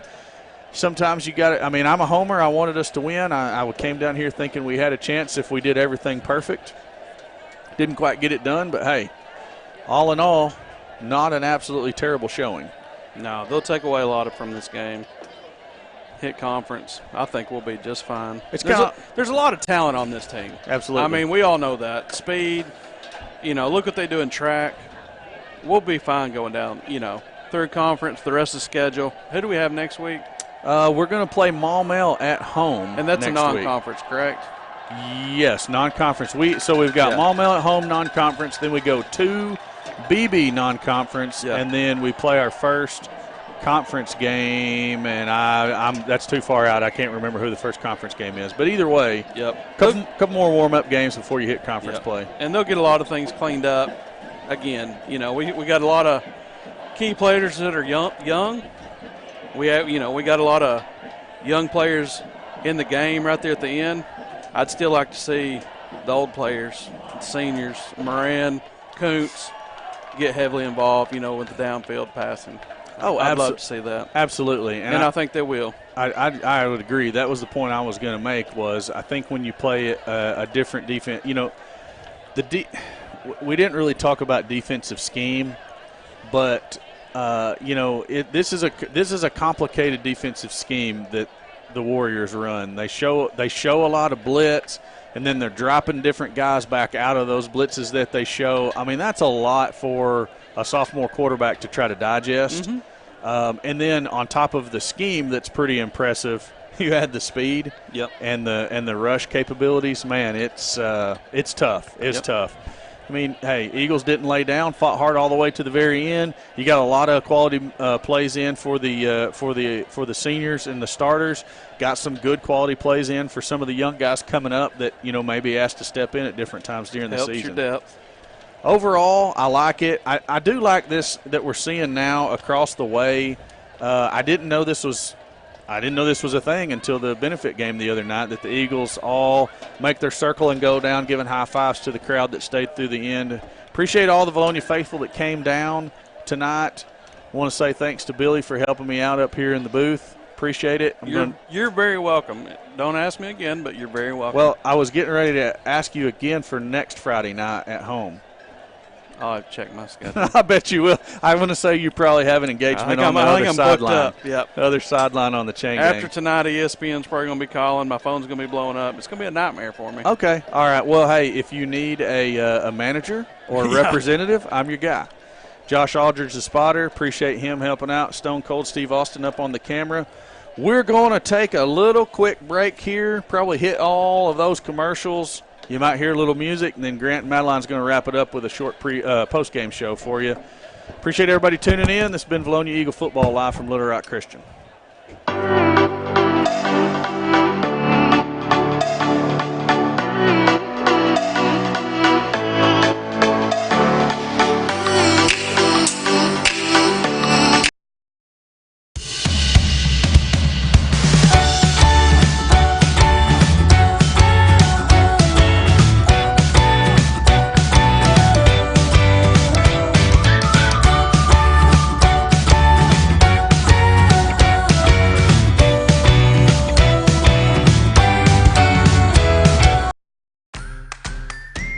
Vilonia Family Pharmacy is proud to be a locally owned and operated small business in the great town of Vilonia.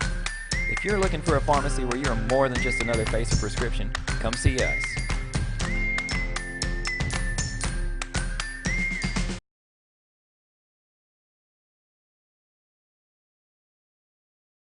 Want straight talk about retirement, investments, and your money? Join Vilonia native Chad Roller and the rest of the Gen Wealth team for the Get Ready for the Future show, Saturdays at 10 a.m. on 103.7 The Buzz or 102.9 KARN.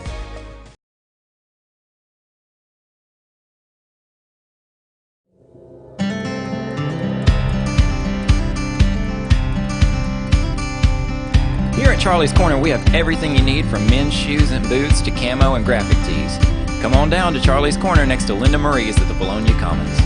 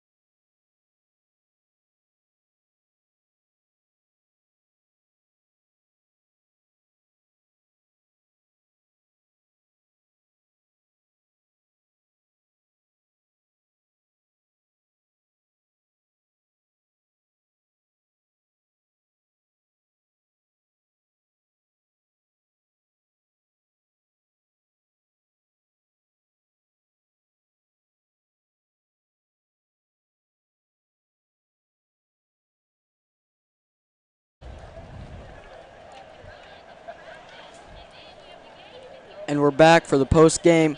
56-20, the final score. Little Rock Christian takes this one away from the Eagles. A bit of a fast start for the Eagles there at the beginning of the game. Slows down at the end, and final score tells a story. Yeah, we lost a lot of momentum. The crowd was all drained. And every time it seemed maybe we could come back, we scored a few touchdowns. They come right back and off a big play and come with another touchdown of their own. So it was just a hard loss. We had a lot of not momentum, but we wanted to win this game really bad, and we thought we had a chance, and we did have a chance, but There was a hunger. yeah, you're right. We just fell short tonight, but we played well. Right. You've got to remember, we have a team of several sophomores playing essentially college athletes. Mhm. Right?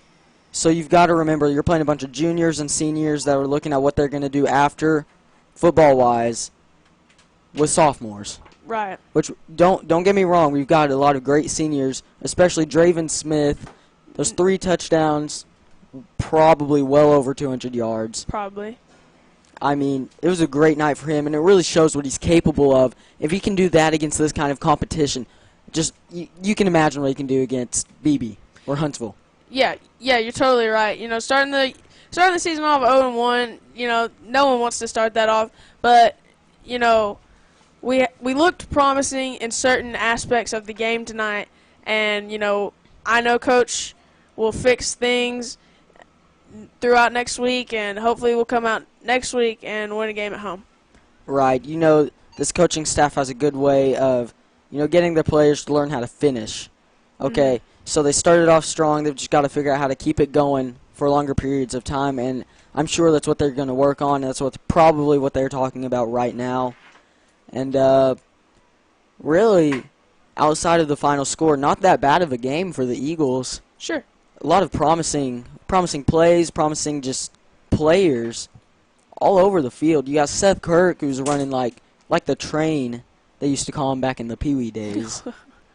And Austin Myers, of course, having not a great game, but still playing. Showing a little bit of control of the game, and that's really a good thing to see. Jamison Hinesley. Okay, Jamison Hinesley. I'm going to talk about his punting for a little bit.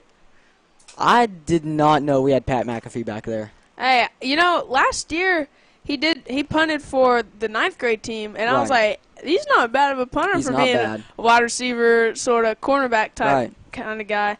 But this year he went to a couple of camps this year. Right. I've been told, and he's really improved. You can see he's gotten a lot of air on those punts, and he's really getting them out there. Yeah, and even on a few bad snaps, he still was able to get the ball off, and it went pretty good distance. So.